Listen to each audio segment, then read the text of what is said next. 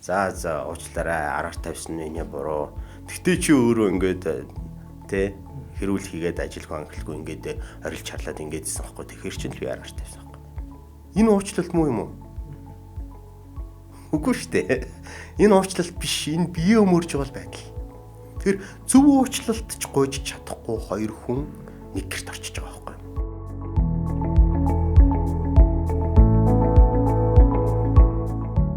За сайн байцгаана. Өнөөдөр подкастыг үзэж байгаа яг энэ цаг мөчийн мэндийг танд хүргэе. За та цааш нь үргэлжлүүлээд үзэхээс өмнө манай сувг subscribe гэсэн товч байгаа энэ дээр дарчаарай. Ингэснээр бид бүхний танд хүргэж бэлдэж байгаа мэдээлэл цаг алалгүй мэдээлэл байдлаар очдог байх болно.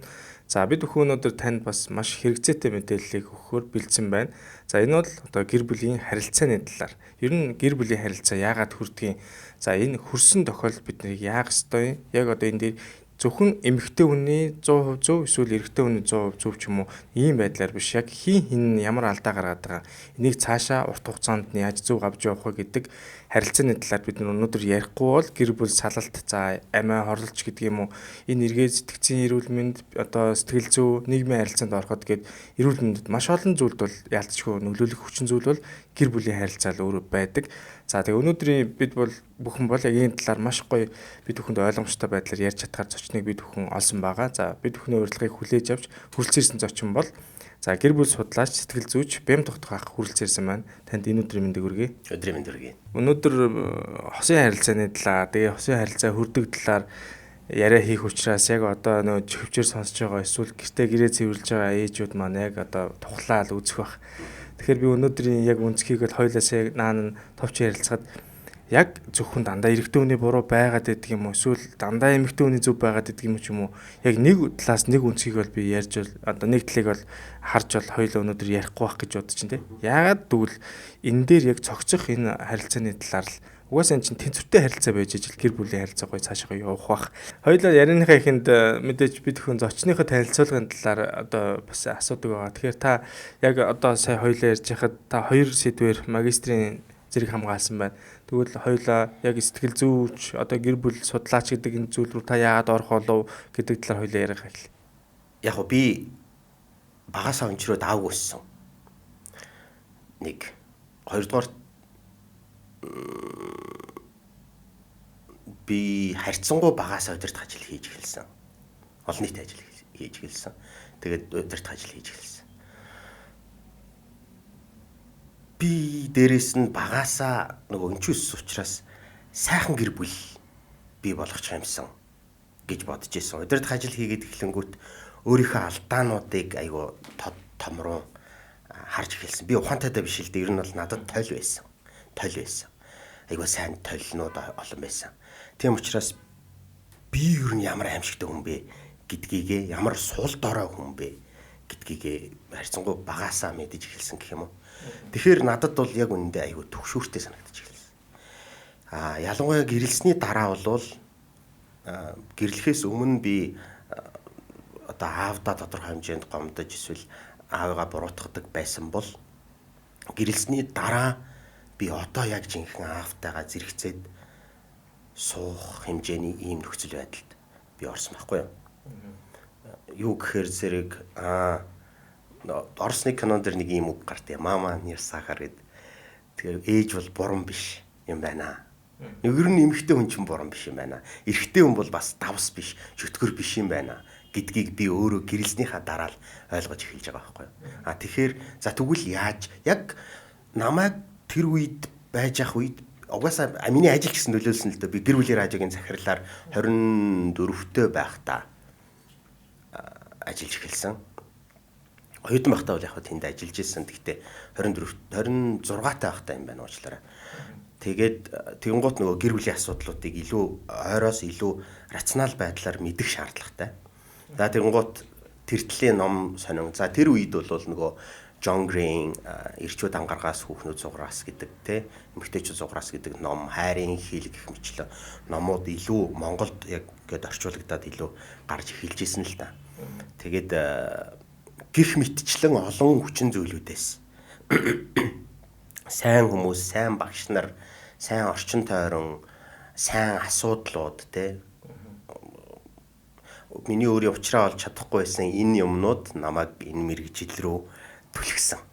Тийм. Гэхдээ би албан ёсоор намайг бүр хүчээр одоо боловсролын хүчээр хийлэл үйлдээд намайг чи заавал хурж иргээд бүр чихтэж олон удаа ингэж шаардж байгаа чихтэж гэр бүл судлалаар сургасан намжил докторыг бол би энэ заавал одоо миний өвгөн багш одоо тэнгэрт байгаа тэмдэглэж хэлэх нь зүйтэй. Тэгээгүү бол би зүгээр радиогийн захирал ирээлүүлдэг байсан. Өөрөө хүмүүст бол маш гоё зөвлөгөө өгөөд хүмүүсийг эвлэрүүлэхийн асуудал дээр маш гоё харилцааг нь таал докторжуулаад байна шүү дээ. Яг өөрийнхөө гэр бүл дээр энийг эргээд яг ийм харилцаан дээрээ ч юм уу ингээ асуудлаа шийдэхэд ер нь хэр нөлөөлж байна? Ер нь эргээр айгүй их нөлөөлнө. Маш олон удаад би өмнө нөгөө хэд хэдэн подкастуудаар ингээд бас орж исэн өөрийнхөө алдаа оноо юмнуудаас амьдралын нөхцөл байдлуудаас би ярьж исэн учраас хүмүүс мэдэх байх. За би одоогоос 6 жилийн өмнө гэр бүл салсан. За би миний хүүхдүүдийн ээж бол ер нь бол сайн хүн. Тэгтээ бит хоёр уучраа олоогүй л байхгүй да. Тэгээд тэр уучраа олоогүй байдал удсан байхгүй юу? Тэр надад алдаа байгаа. Мань хүнд алдаа байгаа. За тэгэнгუთ тэр асуудлыг ер нь эдгэж уучраа олж чадахгүй байгаа нөхцөлд асуудал жижигддэггүй юм байна гэдгийг би бас энэ чинь сарж байгаа тий. За би одоо бараг 20 дахь жилдээ 19 жил би гэр бүлд зөвлөгөө гэж ажиллаж байна. Тэгээд энэчнээс асуудал жижигддэггүй. Ер нь чи эмчийн хувьд бол мэдэх бах. Хүн ямар ч жижигхэн өвчнөөр үхэлд хүрч болно. Яг үнтэй адилхан ямар ч жижигхэн асуудлаар салтанд хүрч болно. Зөв оншилгоо, зөв эмчилгээ, зөв дадал хэвшил байхгүй бол ямар ч жижигхэн өвчнөөр. Жишээ нь би бол хүмүүс юу гэж хэлэх гэж одоо оролддгоо ямар метафор ашигладаг гэхээр зэрэг чинь олгой бол өнөөдөр ангаах ухаанд баг юу ч биш тийм үү? Баг юу ч биш. Мессер төгссөн оюутан баг шахуу юу ячиж байгаа. Одоо тэр олгойг бол эмчилж чадж байгаа. Нэг 15 минутын дотор л тэр олгойг авчин. За тэр оюутал маядл муухай бохор тавих нь бол хамаалга. Гэтэл олгойхон юм чин дээ сүртэй ингээд яваад байвал олгойч үхэлд хүргэнэ. Мөн үү? Эмчээ. Тэгэхээр яг үнтэй л ижилхэн. Тэгэхээр ярилцахгүй байх нь ч гэдэм юм уу. Тэгтээ надад нэг яг илүү одоо юу гэдгийг удаан өөрт маань яг мэдэгдэж байгаа нэг зүйл бол нэг юм байдیں۔ Хүн чинь одоо жишээлбэл нөхөр нь эхнэртэй ийм юм битгий хэрэглээ. Одоо ангаах талаас наа чин зөвөө буруу гэхэд хаар 100% yes master гэдэг ингээд яваад идэггүй байхгүй да. Тэг заримдаа тэр хүн яг өөрийнхөөрөө хиймээр байна те. Буруу зүг нь хамаахгүй. Тэгээ дандаа чиний үгээр явмааргүй санагдана. Буруу зүг нь хамаахгүй би тэгвэл алдъя л та. Би яадیں۔ Ингээл та гэдэг тийм байдалд хүрнэ. Тэгмэд тэр нөхцөл байдалд хүн бол яадаг вэ гэхээр зэрэг гуравдагч хүний юу хийх ёстой бас яаж хийх ёстойг хэлж байгаа гуравдагч мэрэгжилтний эсвэл тухайн хүний хүндэтгэл хүлээсэн тийм өнцгөөс дуу хоолой сонсох хэрэгтэй болдог. Гэтэл миний хувьд жишээлбэл би бол зөв шаардлага тавиад байгаа эсвэл зөв юм хүсээд эрүүл юм хүсээд байгаа. Би өөрийнхөө бодлоор бол. Гэтэл миний партнерт хажуу талаас нь яг тийм төвшөнд зөвлөчих юм уу хилчих ийм учраас ийм байгаамаа. Чи наадахныхаа энэ бодоод яриад байгааг ингээд л харчих гэдэг ийм зөвлөгч бол байхгүй. Би зөвлөж чадна. Надад буцаагаад зөвлөхөөр төвшний хүн байхгүй болчиход байгаа. Надад юм уу эсвэл миний партнертэй. Энэ аюу том зовлон. Жишээлбэл надад нэг эго байна штэ. Тэгэнгუთ одоо чи ч юм уу өөр хин чинь те нэг залуу урж ирээд ятаха та ингээд ийм байгаад байгаа юм шүү гэхдээ. Гэхэд аахгүй. Би 46 таа. Би 20 жил зөвлөгөө гэж ажиллаж байна те. Тэр байтугай юмнуудтай би тулаад асуудлын шийдээд явуулчих чинь. Тэгтэл надад та усуугаарай гэдэг зөвлөгөө өгөнгөт. Гэчихэд байгаа байхгүй. Энэ миний асуудал байна.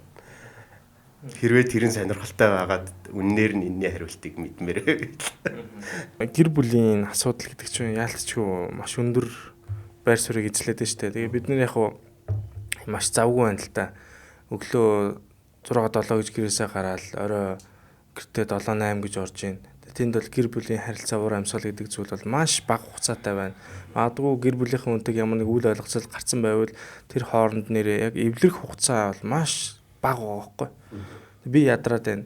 Дараа болъё гэдэг маягаар хооронд ингээ учраа олохгүй явсаар хагаад яг таны хэлдгэр нэг жижигхэн юм чинь том болгох бүрэн боломж бололцоо бид бүхний нийгмийн амьдралд угаасаа байгаа байхгүй. Би эндээ зарцуулах цаг зав гэдэг зүйл бол яалтчгүй маш бага, маш их зээлтэй бүгдээрээ ажлын төлөө гүйж байгаа. Яг нь эрэгтэй хүн бол ажлын төлөө гүйж байгаа амьдралынхаа том зургийг харж байгаа. Эмэгтэй хүн болохоор намайг тоохгүй байна. Нэг муудалцсан бол намайг энэ хүн харагдахгүй надад хайрг болсон юм гэдэг тэр зүйлүүдийг ингээд хараад яваад шүү дээ. Манай хүн бол одоо жишээлбэл 7 өдрийн өмнө муудалцлаа гэхэд чи намайг яаж гомдоосоо санаж гэнэ үгээд тэгэхээр би бүр юу ч санахгүй байхгүй. Тэнд надад бол амар том гомдоох юм бол санагдаагүй байхгүй. Тэгэхээр эрэгтэй хүн яг тийм онцлог гэж бас байгаад байна уу? Эмэгтэй хүн яагаад тийм нарийн деталийн юмнуудад маш их ач холбогдол өгөөд байна? Энэ угаасаа цаанаасаа байгалийн олон жилийн хөгжил яваад байна уу? Энэ талаар бас асуумаар. Хүн биш те өөрийнхөө алдааг заяа. Ер нь би энэ дээр эрэгтэй хүн ч гэхгүй эмэгтэй хүн ч гэхгүй. Хүн энчээ байгаа нэг хэдэн грамм тос хүнийг амар аимшигтай амтан болгодог. Тэгээ тэр нь юугаар аимшигтай вэ гэхээр зэрэг хүн ямар ч нөхцөл байдалд өөрийгөө зөвтгөх, өөрийгөө өрөвдөх, өөрийгөө тайлбар тавих тийм нөхцөл боломжийг хийж чаддаг байхгүй юу? Энэ. Тэгэхээр жишээлбэл чи юу гэж яах вэ зэрэг би бол угаасаа л ийм төрсэн хүн л дээ гэдэг шүү дээ. Угаасаа ийм төрсэн хүн гэж бол байхгүй байхгүй. Дэлхийд дахин жишээлбэл хүүхэд болгон Моцарт гэдэг төсөл хүртэл байдаг. Хүүхэд болгон Моцарт. Тэгэхээр хүүхэд болгон хөгжмийн зохиолч байж болох нь байна. Хүүхэд болгон сайн хөгжимчин байж болох нь байна. Хүүхэд болгон агуу удирдагч байж болох нь байна. Хүүхэд болгон агуу бизнесмен байж болох нь л дээ. Би бол ерөөсөө хоолойгүй ямар ч би бол тийм биш гэдэг. Гэтэл нэг учиргүй яа гэдэг Лучано Паворочи шиг биш юмаа гэж бодоход хүүхэд болгон нэг ядаж нэг тэ зээл мэгтэй ингэртэй гэж дуулахааргүй нэг аятайхан найрын 3 дугаараа аваа явчихар хэмжээний дуучин бол байж болохоор байгаа байхгүй уулна. Гэхдээ тарихныхаа тэр хэсгийг тарихныхаа биш тарихных нь тэр хэсгийг эцэг ихэн тийм орчноор бүрдүүлж, тийм сонсгол өгч, хамт дуулж, хамт бүжиглэж, тийм тодорхой хэмжээний тийм орчин бүрдүүлээгүй учраас тэр хэсэг нь л одоо хөгжихгүй болчихж байгаа. Тэр хөгжөөгүй тэр тал дээр хүн одоо тодорхой хэмжээний тоглолт үзүүлж болж чадахгүй. Тэ? Тэрийгэл зөвтгөөд дараад ээж бол болохгүй болчиход байгаа байхгүй. Би энэ дээр юу гэж хэлмээр байна уу гэхээр ирчүүдээ сайн эр хүн байж сураач. Сайн өрхийн тэргүүн байж сураач. Сайн ч биш. Ерөөсөө л өрхийн тэргүүн болж сурцгаая, сураач би одоо сурцсан юм аашин тий. Сурцгаая гэж хэлмээр байгаа байхгүй юу? Яг энэ үг стандарт манай нөхөрт гоё үг байна да. Үгүй чи өөрөө сайн эзэгтэй болж сураач. За би ингээд 20 жил ажиллаж ийж би нэг юм яг эхнэр нөхрийн үүргийн тухайд би 8хан үг гаргаж авсан. Энэ томьёо бол вакцин шиг маш их ажил, маш их судалгаа, маш их алдаа оноо, маш их хүмүүсийн зовлон, бас дээрэс нь маш сайн гэр бүлүүдийн одоо амжилттай явж байгаа гэр бүлүүдийн жоруудыг сонсож ээж, тэмдэглэл хийж ээж, бясалгаж ээж, залбирч ээж, тунгааж ээж, маргаж ээж олж авсан 8 үг. За би одоо эрэгтэй хүний гэр бүлийнхээ өмнө хүлээх 4 үргийг хэлье. Тэгээ би энэ 4 үг буюу энэ 8 үгийг ингээд албаар цээжлэхэд амархан байдлаар 2х 2з үсгээр хэлсэн. Хоёр үг нь бол 2х хэ үсгээр хэлсэн байна шүү дээ тий. нөгөө хоёр нь бол Зевс гэр хэлсэн хоёр. Аль алинд нь амархан цээжлэхэд амархан байдлаар ингээд айгүй олон юм драматай байж ич ийм 8 үг гаргасан. За эрэгтэй хүний гэр бүлийнхээ өмнө хүлээх үндсэн 4 үүрэг. Хангах, хамгаалах, заах, залруулах. Хангах, хамгаалах, заах, залруулах. За хангах дотор юугаар нэмтрүүнд хангах вэ? Сангах гэхээр жишээлбэл гэр бүлийнхээ хувьд санхүүгээр одоо ямар нэгэн эд зүйлс хоол хүнс юм уу амьдрах орчноо дутахгүй байхаар өөр физиологийн хувьд бас хангах байж болох байх. За тэр зүйлд бас дутагдах юм бол гэр бүлийн харилцаа өрөх байх. За тэгэхээр энийг аль нь чухал бусын гэдэг тэр тараал дээр л алдаад байгаа юм. Хангахыг ойлгож байгааг л нийтээр ойлгож байгаа. Эрэгтэйч тэр эмэгтэйч тэр энэ намайг дижих хэвээр энэ намайг хангах хэвээр энэ намайг ингэх хэвээр гэдэг дээр ингээд санхүүгийн талын талах ширээн дээр тавих тухай асуудлыг нэн төрөнд тавиад байгаа учраас л ийм их салалт болоод байгаа. Одоо тийм гоц одоо мэдж байгаа мэдлэг чинь бид нарыг алдаар өгтлээд байгаа байхгүй юу? За тэгвэл зөв дараалал нь харьцангуй зөв. Дараалал нь юу вэ гэдгийг гаргаж хэлье л да. Нэгдүгээрт эрэгтэй хүн гэр бүлээ өр хүүхдээ удирдлагаар хангах хэрэгтэй. Удирдлагаар хангах. Хоёрдугаарт хайр халамжаар хангах. Гуравдугаарт аюулгүй байдлаар хангах. Дөрөвдүгээрт санхүү мөнгөөр хангах. Буюу талах тавих. Хангах буюу 2Х 2Z-ийнх нь эхнийхээ дотроо л 4 биш шүү дээ. 4 функц байгаа шүү дээ, тий. Тэгэхээр одоо жишээлбэл би гар гэдэг эрхтний тухай ярьж байна тийм үү. Тэгэхээр гар бол атгадаг, түлхдэг, тий, татдаг, майждаг ингээд аюу олон функцүүд байгаа шүү дээ, тий. Scratch бүр ингээд энэ хуруунуудад хүртэл өөр үүргүүд байгаа шүү дээ, тий. Тэгэхээр энэ функшнууд бүгдээрээ зөв ажиллаж ийж энэ чи эрүүл гэр бүлийн тухай ярих гэдэг. Гэтэл гар бол зүгээр цогтг юм гэдэг л ойлголт байгаа дэвэл эн чин энэ функцийг өөрөөр ойлгосноос болоод айгүй том алдаа гарч магадгүй болчиход байгааз. Энийг ийм хиллэг хүртэл байдаг шүү дээ. Хэрвээ хүн алах барих юм бол мунхаг хүн алах барих юм бол юм болгон хадаас шиг харагддаг гэдэг. Тэгэхээр яг ийм л алдаа гараад байгаа байхгүй юу? Миний хэлэх гээд байгааг ойлгож чинь тий. Тэгэхээр уул нь бол эрэгтэй хүн талах тавихаасаа ч өмнө удирдлагаар хангах. За хоёулаа ингэж амьдрын шүү. За миний алдаа юм байна, чиний алдаа юм байна. Хоёулаа энэ жилдээ энэ улиралтаа, энэ сард ойрын эхний 10 жилдээ хоёулаа ингээ. Би бол тэр мөнгөний хойноос явж байгааг юусоо буруу гээгүй. Ер нь бол мөнгөний хойноос явах ёстой шүү дээ. Өнөөдөр эрэгтэй хүн анчин байх ёстой гээл тэгэл одоо буг гөрөөсөнд яваад иж болохгүй ч тийм. Тэрийг өөрөөр шийдэх боломж байгаа. Тэгэхээр гол нь бол мөнгөний асуудал байгаа. Би тэрийг л хүлээн зөвшөөрнө. Тэгвэл тэрийг яаж хийх вэ гэдэг дээрээ дис дарааллын нөгөө хэмжээний чиний дөрөвний хэлдгээр тэр зохист хэмжээ буюу балансыг зөвл барих хэрэгтэй болчиход байгаа байхгүй. Тэгэхгүй болохоор яачаад байна вэ гэхээр зэрэг за хоёр залуу ер нь бол дундаж нэг залуу гэр бүлүүдийг бодоод үзье. Манай Монгол улс 3.5 орчим сая хүн амтай. Үүнээс 75 орчим хувь нь 35-аас доош насны залуучууд. За энэ залуучууд эрүүл гэр бүлд өсөөгүй байх магадлал хэдийгээр эцэг их хоёр нь хоёулаа байгаа боловч эрүүл гэр бүлд өсөөгүй байх магадлал маш ихтэй. Яг тэгэхээр зэрэг эрүүл гэр бүлийг соёл, өв уламжлал, улсын бодлого, боловсролын систем гэх мэтчлэн нийгмийн олонлог гэх мэтчлэн маш шашин шүтлэг гэх мэтчлэн маш олон зүйлээр ингэж зориудаар хэлбэршүүлж босгож өгдөг байхгүй юу? Тэ? Рол моделуудыг гаргаж ирдэг. Энд бол маш их цаг хугацаа, маш их одоо бодлого, сахилга бат хэрэгтэй болдог. Гэтэл одоо жишээлбэл Монголыг бол ерөнхийдөө соёлын хувьд задлах, сул дорой болгох ийм 100, 200, 300 жилийн ч бодлого явцсан учраас өнөөдөр яг үннийг хэлэхэд гаргаад болтойг буруутгах ямар ч боломжгүй байгаа байхгүй. Хүмүүс бол болтойг нь буруу гэж яриад байдаг.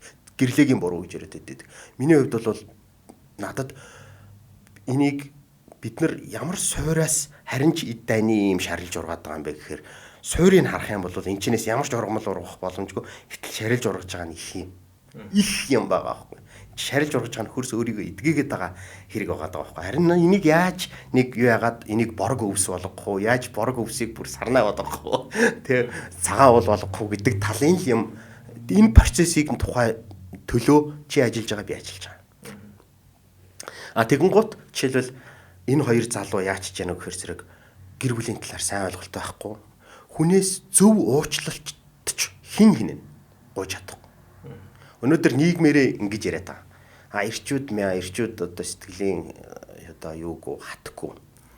Сахилга хатахгүй одоо IQ муутай те хөлдөөт хүмүүс уучлалтгүй чад. Яг үнэндээ одоо 100 эмэгтэйгээс за чиний буруу юу буруу. За тэгвэл чи нөхрөөсөө уучлахгүй хэрэгтэй гэж бодож байна. За тэгвэл уучлахгүй даа гэхээр уучлахгүй байна. Гэхдээ уучлахгүй хта ингэж гоо. За би ингээд юу яатсан бэ? Төргөн уур гаргаад орилж харлаад ингэсэн байна. Уучлаарай. Гэхдээ чи өөрөө тэгээд болоогүй ингээд тийм байхгүй юу? Ингээд тэгээд тэгжсэн. Чи өөрөө л бас олдгүй. Дээр 4 жил ингэсэн. Нааг жирэн байгаад ингэсэн гэдэг юм яриад байна. Тэгээ эн чинь уучлалт биш байхгүй юу? Энэ эрүүл уучлалт биш. Хэрвээ эхнэр чинь одоо би гэж бодъё те чамаас чиний өвдөд байгаа зүйл дээр би ингэж уучлалт гуйвал эсвэл нөхөр чинь за уучлаарай араар тавьсан энэ буруу. Тэгтээ чи өөрөө ингээд те хэрүүл хийгээд ажилгүй анхлахгүй ингээд орилж харлаад ингээдсэн байхгүй. Тэгэхэр чинь л би араар тавьсан байхгүй. Энэ уучлалт муу юм уу? Үгүй шүү дээ. Энэ уучлалт биш. Энэ бие өмөрж байгаа байдал. Тэгэхээр зөв уучлалт ч гуйж чадахгүй хоёр хүн нэг гэрт орчиж байгаа байхгүй юу? За тэгээд айл болох гээд үзэж байгаа. За тэгээд том зураглал нөгөө саяны ирчүүдийн 4 үүрэг гэдэг юм байхгүй. Тэгэхээр би энэ хүнийг талаар хангахаасаа өмнө би удирдлагаар хангана штэ гэдэг юм байхгүй. Тэнгууд өөрөө одоо ч хэлбэл ирчүүд арчааг байна гэж яагаад хэлээд байна вөхөр зэрэг тэр чи удирдлагаар хангаж чадахгүй учраас арчааг гэж хэлээд байгаа байхгүй. Эмэгтэйгээрээ заалгаад чи одоо тэг чи одоо бос чи одоо баг усааны чи салаа уу гэж заалгах гэдэг учраас арчааг болчиход байгаа байхгүй. Баг хүүхч юм байгаа тийм. Гэтэл би тэнцээ удирдлагаар хангаж байгаа хэрэгтэй байхгүй уулна. За хүүгээ ингэ шүү, охиноо ингэ шүү. Ажаад хахад би нэг юм алтаа гаргаад байна. Ажаад хахад чи иймэрхүү юм дээр нарт яг нэг юм ингээд байна. Хоёлаа энийг ингэчигээд би удирдлагаар хангаж байгаа хэрэгтэй байхгүй. Одоо наад гомдолч юм бол хэрэггүй гомдлоо нарт энийг ингэчи хоёлаа харна. Энэ дээр төвлөрье. Эсвэл энийг шийтчихье. Эсвэл эвлэрлээ ингэж явуулъя гэдгийг хэн санаачлах хэвээр энэ хиний гэр бүлийн энэ хиний гэр бүлийн тухай яригд гэрлээгийн гэр бүл гэж хорооноос хурж гэж анкет бүгэлдэг шүү дээ. Би юм бодох хийх гэдэг. Өнрөөг хийх гэдэг. Тэгэхээр би хариуцлага хүлээгээд би тэр асуудалд пайонер байх хэрэгтэй болчиход байгаа байхгүй. Гэтэл би хизээч тим удирдагчдыг өнөөдрийн байдлаар хараагүй. Харах нь хомс байсан. Чиний хувьд байсан уу? Тим удирдагч, тим одоо асуудлаа төрүүлж шийддэг, проактив хандлага гаргадаг тим удирдагчдыг чи хэр зэрэг харж өссөн? Яг таныг хэлэхэд бол яг тэгэж бол баг харж байгаагүй санагдчих. Яг гоо сайн аав нар бол зөндөө байгаа. Тэгтэл дарааллууд нь жоохон буруу явсан байна. Гэхдээ ерөнхийдөө бол яг тэр зүйлүүд бол яг манай аавд ч юм уу яг байсан байна.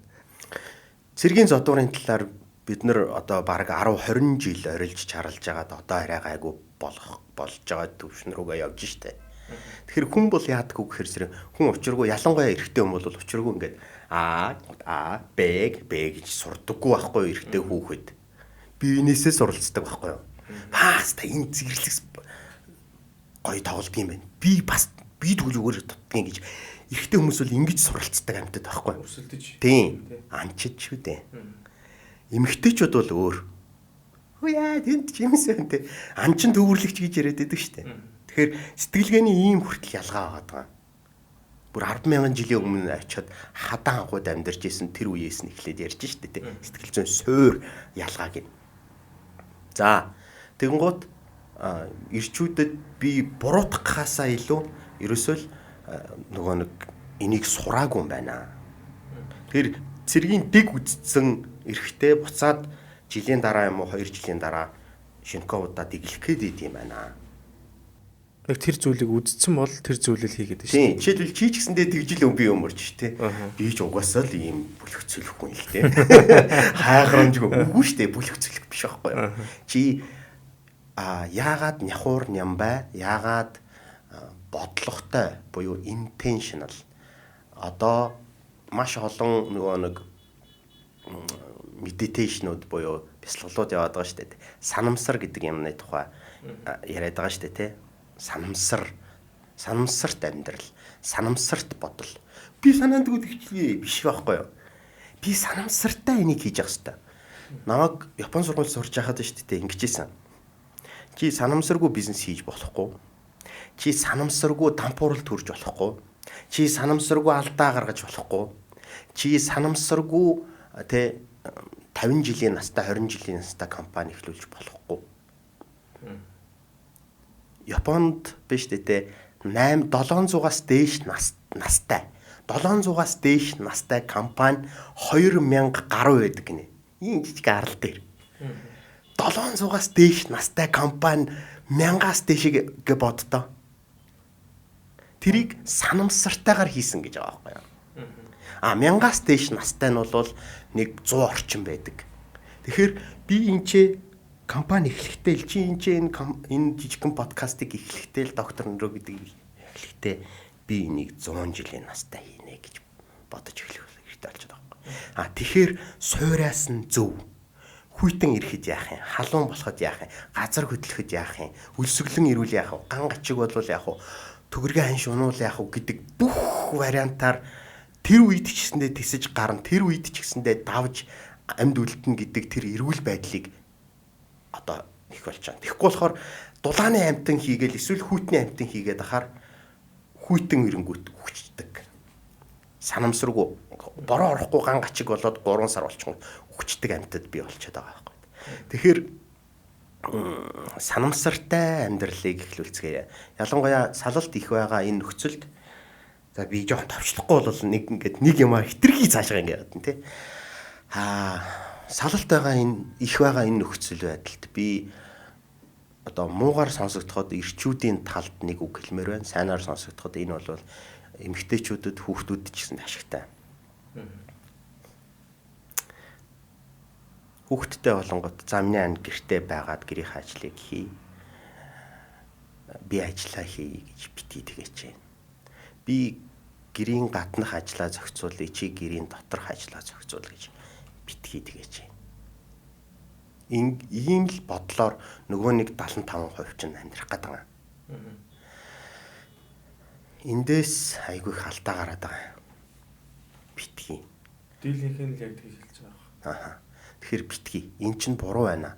Энэ буруу суур байгаа учраас буруу үр дагавар гараад байна. Тэгээд айгүй олон хүүхэд өнчрөөд байна. Тэгээд гэр бүлүүд ядуураад байна. Тэгээд салаад байна. Тэгээ иргэний шүүхтэр маш их маргаанууд болоод байна. Тэгээд цагдаагийн газар энэ бүртгэл дээр маш их гэр бүлийн хүчирхийллүүд гараад байна. Тэгээд шоронд их олон хүмүүс яваад байна. Тэгээд олон ирчүүд амиа орлоод байна. Тэгээд ганц бие ээжүүд олшроод байна. Энэ буруу бодлоос болоод. Тэгэхээр бид нар энэ хэсгийг хараад байгаа мөртлөө энэ суур хэсгийг юус харахгүй байгаа байхгүй юу? Суур хэсэг нь бидний бодол ойлголт өөрөө буруу байгаа байхгүй юу? Ингэж амьдарч болохгүй болчиход байна. Чи ч жирэмсэн ч гэсэн чи ажил хий. Ажил хийхгүй бол чи хил сур. Нэхмэл үйлд мөнгө ол. Одоо мөнгө яри. Би ч мөнгө ол, чи ч мөнгө ол. Их баг байх намаахгүй. Чи мөнгө ол. Одоо шүү дээ те энэ чи гарч ирэхлээр мөнгөний үнцнийг ойлгодгүй эмэгтэйчүүд чи юу хийсэн бэ? Чи юу хийсэн? Би хүүхэд гаргасан. Би энэ амьдралыг чи ингээд аваад явсан те. Нөгөө нөхөр чи стил нөгөө хоёлаа ингээ гэдэг удирдлагаа мэдэхгүй л ингээ бос гээд. Тийм сул дорой эрэгтэй хүн нөгөө талд нь байж байгаагүй л байж байгаа. За тэгвэл би суралц гэж хэлэх гээд байгаа. Би эрэгтэйчүүд гэдэг өмөрөх гээгүй. Суралц. Битгий юм арчаагүй. Уура дарж сураагүй байж байгаа л дарж сурна шүү дээ. Төвчээргүй байж байгаа л төвчөж сурна шүү дээ. Угаасаа төвчээртэй төрсөн бол төвчж сурах шаардлага байна уу? Байхгүй. Харин тэндээс баг Төвчээргүй юмыг л төвчжээж төвчээр гаргасан гэж хэлнэ шүү дээ. Тийм үстэй. Дөрөв брендийн бэлэн хоол онгойлгоод халаагаад хоолндоо амт нэм хүнсний нэмэлт бодис хийгээгүй, хугацаа уртас огчгүй, өнгө оруулагч бодис агуулаагүй, савлага нь BPA агуулаагүй, зориулалтын самд савлагдсан, таны цаг хугацааг хэмнэсэн витамин B, B2 ихээр агуулсан тул хоол боловсруулах системийг сайжруулдаг. Калий, кальцай баялаг. Нэгээд 2 минут халаагаад шууд хэрэглээрэй. Шимтэй эрүүл дөрөв. Дэлхий дээр нийт 10.5 сая метр куб унтны зориулалтын ус бий. Хэдий юмч үүний ердөө нэгээс бага хувийг уухад тохиромжтой эрдэсчсэн гүний ус эзэлдэг. Монгол орны тайга Хангаа нурууны гүний ус нь олон зуун жилийн хурдхундас чулуулгийн давхаргаар дамжин эрдэсчиж өөрийн өвөрмөц зөөлөн ардыг бий болгодог. Байгаль ихийн хөвлөд бүрдсэн эрдэсийн тэнцвэр тусыг байгалаар нь танд зориулан савлав. Тайхын совд дотоод тэнцвэрийн их хундраг. Нэг ус асгахч төдөд эсвэл хөл дээр нь гიშгчих төдөд уураа барихыг төвчээр гэхгүй байхгүй. Төвчхээргүй хинжээний ямыг төвчжээж төвчээр гэж хэлээд шүү дээ. Эрэгтэйхэн хувьд эмэгтэйхэн хувьд ч. Эмэгтэй одоо тэгвэл мөнгө яригсэн шүү дээ. Эрэгтэй эренч ажиллаа хий, мөнгө ол, амьдралаа зэгцэл, эмэнч жирэмсэн ингэсэн тэгсэн хүүхэдтэй гэхгүйгээр ямар нэгэн байдлаар мөнгө ол эсвэл мөнгө ол баялаг бүтээ гэж хэлэх гээд байгаа. Мөнгө олох нь нэг амар чухал биш. Баялаг бүтээ. Тэгээ тэрийгэ ч гэсэндээ эрэгтэй ч ойлгоо, эмэгтэй ч ойлгоо. Би өөрөө хэл сураад хүүхдүүдтэй хэл сургаж байна. Би гэртээ 5 жил суусан 2 хүүхэд гаргасан эмэгтэй. Гэхдээ би чинийдээ сард 800 мянган төгрөг өгөөд хүүхдийг одоо юун сургалтанд оруулах байсан мөнгийг би тэгэхээр чи би хичнээн 10 саяыг хийцсэн байгаа шүү дээ. Зөвхөн л хэл зааж байгаагаараа. Зөвхөн ээж хэл одоо заагаад авч сургыныч одоо мэдлэг боловсралтай байх албагүй байхгүй. Би сурч байгаанд аяандаа энэ хоёрт сурч байгаа байхгүй. Тийм үү? Гэтэ ер нь бол англи хэл сурах, хятад хэл сурах бол асуудлын амьдралын 77 дахь асуудал. Өнөөдөр нэгдүгээр асуудал болчиход байгаа нь өөрөө буруу.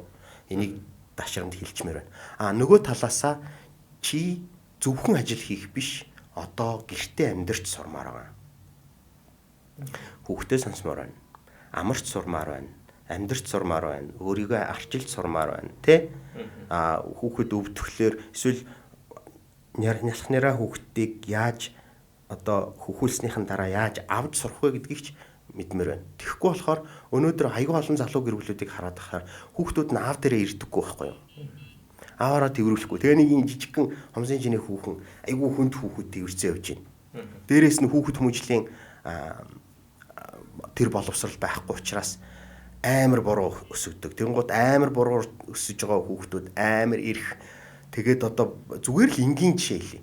Бараг 4-5 настай хөлөөрөө явж чадхаар хүүхэд тэрвэрлэхээс өөрөөр явахгүй байна. Тэнгууд тэр ээж ингээ барай явж байна. Тэгээд диск нь сууж байна. Тэ олон төрж байна. Диск нь сууж байна. Энд чи эрүүл мэндийн асуудал юм шүү дээ. Тэ аав дээр ирэхгүй байна. Аав дээр ирэхгүй болохоор аавын стресс их байгаад байна. Аав зөвхөн ажиллаа бодоод байна. Эрүүл мэндийн одоо ойлголт хандлага дутуу байгаад байна. За тэгэнгუთ 30 жил 20 жил өнгөрөөд энд хүрчингүүт аав гэр бүлээсээ тусдаа ажил хийхээс мөнгө олохоос өөр юм мэдэхгүй өөрийнхөө ч стрессийг тайлж чадахгүй. За тэгэнгუთ стрессээ тайлахын тулд яаж яах гэхээр зэрэг ууж байна. Эсвэл мөрөдө тоглож байна. Эсвэл ингээд байгаа нэг 5 саяас олж байгаа олоо сурцсан. Тэгээд тэрүүгээр л өөрийгөө зугаас болох гэж оролдож байна. Тэр стрессээ тайлах биш. Бүр сэтгэл гутралд оруулах. Арх одоо хэдүүлээ бодё. Арх сэтгэл готролд оруулна. Мөн үү? Гэр бүлээс гадуур харилцаа ямар эрсдэлтэй эмч таялж чадна. Мөн үү? Буруу хооллолт, донтолт энэ бас л сэтгэл готролд оруулна. Тэ? Таргалалт, зүрх судасны өвчин, зүрх дэлсэг, цус харуулт бүгд энэ гэрийн ажлыг хийгээг үсэлж байгаа байхгүй юу? тэр их ажлыг хийгээд хүүхдтэйгээ зурлаж исэн бол чи туранхай байна. Туранхайч байхад эрүүл бижинтэй байна. Нэг үгээр хэлбэл би энийг тайвшруулж 3 настай хүүгээ тайвшруулж чадж байгаа бол би өөрийгөө ч гэсэн тайвшруулж сурчиж байгаа байхгүй. За миний хүү битээ хурлаа. Сайхан уйлж. Эсвэл миний хүү дүүгээс уучлалтгүй чих гэж байгаа гэдгийг зааж байгаа аав өөрөө буруу үедээ хүнээс уучлалтгүй чинь. Эсвэл эхнэр нь өөрийг нь гомдоовол эхнэрээсээ өнрөө чи гэрлээ чи надаас уучлалтгүй байх ёстой штэ гэдгийг нэхэж чадна. Өнөөдөр аюу олон ирчүүд нөгөө чимээгүй битгрээд яваад сэтгэл нь өвдөөд тэрийгэ дарахын тулд илдэх юм хийгээд тэрэндээ донтоод хамаа хорлоод ингээд байна те. Чи надаас уучлалтгүй байх ёстой штэ. Би энэ ч өвнө өвдөөд байна гэж хэлж сураагүй байхгүй юу? Зөвхөн эрэгтэй хүн буруутай биш штэ те. Амьдралд аюу олон юм болж байгаа. Ирэнж буруудаж байгаа, ирэнж буруудаж байгаа. Уучлалт зөв гуйж сормаар байна те. За одоо эмэгтэй хүний үндсэн 4 үүргийг хэлэх цаг болсон те. Халамжлах үүрэг. Гэр бүлээ штэ. Халамжлах. 2 дугаарт холбох. 3 дугаарт зөөлөх. 4 дугаарт залгамжлуулах. Эрэгтэй хүний 4 үүргийн бараг эхний хангах хамгаалах 2-ыг нь бол амар их нэхэн. Хин сайн мэднэ, сайн хийн. Эмэгтэй хүний халамжлахыг аягүй сайн мэднэ. Тэ? Холбох үүргийг мэдэх нь жоохон бага юм шиг харагдаад байгаа. Яг нь хийж байгаа хүмүүс байгаа. Холбоно гэдэг чинь нэг үгээр хэлбэл ингэж байгаа байхгүй. За би эмэгтэй хүн байлаа гэж бодъё. Би өнрөөгийн ихнэр. За тэнгуут нин төрөнд би холбох үүргийг хизээ сайн хийж чадах уу гэхээр зэрэг би өөрийнхөө бест хувилбартай өөрийгөө холбохоос эхэлж байгаа байхгүй юу? Өөрийгөө ойлгохоос эхэлж байгаа. Тэгэхээр би өөрийнхөө бест хувилбарыг олж ээж эсвэл би өөрийнхөө дүрийг өнөөдрийн энэ цаг мөчид энэ 2 хүүхэдтэй өнрөө ийм зан чанар, ийм давуу тал, ийм сул талын онцлогтой энэ нөхцөл байдалд би өөрийнхөө энэ дүрийг өөрийнхөө сэтгэл зүйг өнгөрсөн шарах мархын нэтер юмнуудтай би одоо энэ дунд ингээд навигац хийгээд өөрийнхөө бодит амьдралтай холбох энэс хамгийн юм хамаг гол юм хэлж байгаа. Нэг. 2 дугаарт одоо өнрөө сайн нөхөр байгаад миний сайн удирдахч байгаад хоёулаа нэг алсын хараа нэг гол тавьсан байгаа шүү дээ. Нэг юм мөрөөдөл. Тэр нь зөв буруу байх нэг амар чухал ш. Гэхдээ ямар ч хэлсэн гэсэн доктор Андреw гэсэн нэг юм гэрэлт самбаруудыг бол чи надад ингээд vision casting хийж чадсан байна. За тэгэнгუთ би яах вэ гэхээр зэрэг би энчээ байгаа хүүхдүүдэд хэдэн настай байхаас үл хамааран минийхөө бид нар ийшээгээ явж байгаа байхгүй юу? Бид нар нэг өрөө барай 2 өрөө болох гэж байгаа байхгүй юу? Яг гоо тэр энэ бол хитрхи санхүүгийн юм л да гэхдээ хамаагүй. Тийм учраас миний хүү гарах болгондоо марууж нэхэж орилж болохгүй. Энэ том вижнд энэ 3 настай хүүхэд хүртэл оролцоотой болчихж байгаа. Ингиж би чиний тавьсан алсын хараа зорилгот би эднэрийг холбох боломж үүсэж байгаа байхгүй. Дээрээс нь чи бол ингээд нөгөө нэг заримдаа өөрийгөө ч холохгүй явж байгаа шүү дээ, тий. За тэгэнгუთ би өөрийнхөө бест хувилбарыг өөртөө олбсон бол одоо чиний бест хувилбарыг чи энэ үедээ айгүй зөв уралж ирсэн шүү дээ. Санаж өнөрөө нарт бититик. Одоо ингэж уурлахаараа чи буруу уралчаад байгаа юм шиг надад санагдчихэв.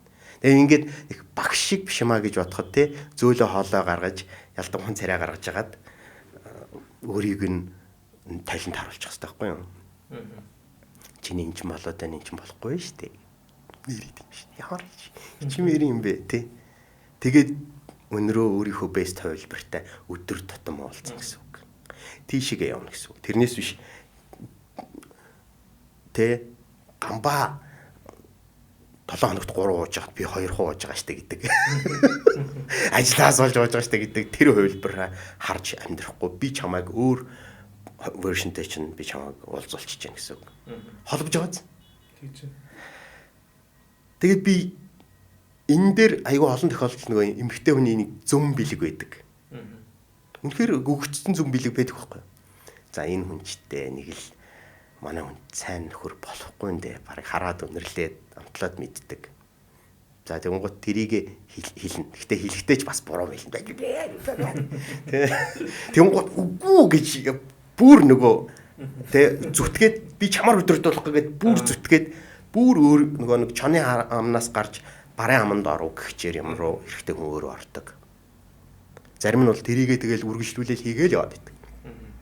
Гэтэл холбох үүргийг зөв хийхээс одоо юу хийхээс гадна зөв хийх тухай юм яригдчихэж би нэрээ тийм байна. Хоёлаа ингээ гэдэг юмнууд гарч ирж шít. За энэний цаана бас нэг юм яригддаг. Манай нөхөр хартай гэдэг асуудал гарч. Энэ зүгээр л манай найз байхгүй юу? Энэ намайг манай нөхрөөс илүү ойлгож дэмжиж урамшуулдаг байхгүй юу? Намайг айгүй их сонсдог байхгүй юу? Өөрөө сонсдоггүй жиж намайг сонсдог хүннээс намайг холдуулах гэдэг гэж уурладаг. Хэрэгцээг нь хангадаг учраас нөгөө хүн чинь ялчгүй тэгээд идэг л та. Тэгтээ эрэгтэй хүний хувьд бол нөгөө нэг одоо юу гэдэг эрэгчин болвол эрэгчнийхээ сэтгэл зүг мэддэг учраас тэр нөхөр энэ зүгээр нэг найз шээ. Энэ зүгээр өрх тавьсан анчин гэдгийг л мань нөхөр мэдчихэдэг учраас боож хүчих гэдэг шүү дээ. Тэгэхээр энэ мэтчлийн юмнууд дээр тэр хоёр нэгдэх хэрэгтэй болчиход байгаа. Буруу найзуудаас холдох, зөв найзуудтай холбогдох, ах トゥ хамаатан садантай холбогдох тийм. Тэгээд зөөлөх. Амьдрал зөөлөх юм ер нь өнөөдөр аяйгуу дутмаг байгаа харагдаад байдгийн штэ. Надад эрэгтэй эмэгтэйг л нэг юм хүчрэхэг болсоод. Уучлаарай яагаад сул дорой байж болохгүй юм бэ? Яагаад хүлцсэнгүй байж болохгүй юм бэ? Яагаад зөөлөх. Ерөөсө машиныг бодлоо. Машин хурдтай байж болно. Хүчтэй байж болно. Гэхдээ амортизатор буюу зөөлөгч байхгүй бол тэр машин ямар тухгүй хэцүү байх вэ? Бид нар автомашин гэдээ ярьдаг шүү дээ. Тэгэхээр өнөөдөр бид нарт хүчрэхэг моторууд хаасайгүй байна. Гэхдээ айгүй хатуу суухад тухгүй л машинууд их байна да. Ихээгээ харагдаад байна да. Таныг яг яриануудыг сонсохоор яг өөрийнхөө амьдрал дээр зэрэгцүүлээд нэрээ ийм зүйл дээр би алдчихна, ийм зүйл нь зөв юм байна гэдэг зүйлүүд бол яг надад бол айгүй гой сууж байна. Тэгээ үзэж байгаа хүмүүс ч гэсэн тийм байгаа бах. Та сая хэллээ шүү дээ. Эмэгтэй хүн зүнтэй гэж. Эмэгтэй хүмүүс одоо манай ихнэрс өөргөө хэлдэг л дээ. Одоо миний хаяа нэг жоохон нэг муу биш хэрнээ санаандгүй нэг худлаа ярих зүйлүүд шууд мэдэрдэг. Чи худлаа яриад ингэ шууд хэлдэг байхгүй. Тэгээ кинон дээр хүртэл гэдэг шүү дээ. Эмэгтэй хүн мөрдөгч хоёр нэг зүйлээр адилхан байдаг. Зүүн сөвөнтэй байдаг гэдэг. Тэгэхээр таны хэлдгээр тэр зүүн сөвөн гэдэг зүйл эмэгтэй хүнд угаасаа байглаасаа зааяц юм байна. Тэгвэл тэр зүүн сөвөнгөө тодорхой хэмжээнд нь зөв гаргах нь өөрөө чухал юм байна шүү дээ. Бичих юм бол за одоо эмчээс асууя. Яг хуу чи psychiatrist биш л дээ. Psychologist ч биш. Гэхдээ зүгээр зүүн сувингоо хүн зөвөр эрүүлэр өдөртөхгүй хэтих зүүн сувин гэж яваад байвал энэ хэтэрхээр юу болох вэ? Хэтэрх юм бол хийсвэр төсөөлөл болоод illusion delusion болно те. Тий, яг бодит амьдрал дээр юу болохоос илүү тэнцээ хийсвэр ертөнцийн дээр өөрийгөө маш их одоо хардталцчихдаг юм уу те. Тэр хүнийг хүн сэтгцийн хувьд таны хэлж байгаагаар хийсвэр ертөнцид амьдраад байвал сэтгцийн хувьд энийг одоо анхаах дээр юу гэж одоо хэлдэг юм. Сэтгцийн эмгэг л гэж үздэг баг. Эмгэг буюу шизофрения. Өөрийнхөө бодлыг сонсох, өөрийнхөө бодлыг бодиттой гэж харах. Ийм эмгэг буюу энэ бол өвчин. Тэгэхээр энэ галзуурал гэсэн л үг байхгүй да зүгээр монголоор ганц зүгээр болохоор хэлдэг. Хитэрч болохгүй мэн тий. Тэгэхээр эмэгтэй хүнийг зөв, эрэгтэй хүнийг логик гэж авч үзэж болж байна. Тэгж явах юм бол илүү зөв харилцаа яваадаа шүү дээ. Тэгэхээр хүн ямар үед урагшилдаг вүлээ бодоод үзтээ. Хоёр хөлтэй учраас л урагшилдаг шүү дээ. Дандаа зүүн хөлөөрөө ингэж урагшлаад явдаг хүн байхгүй тий. Зүүн баруун. Зүүн баруун.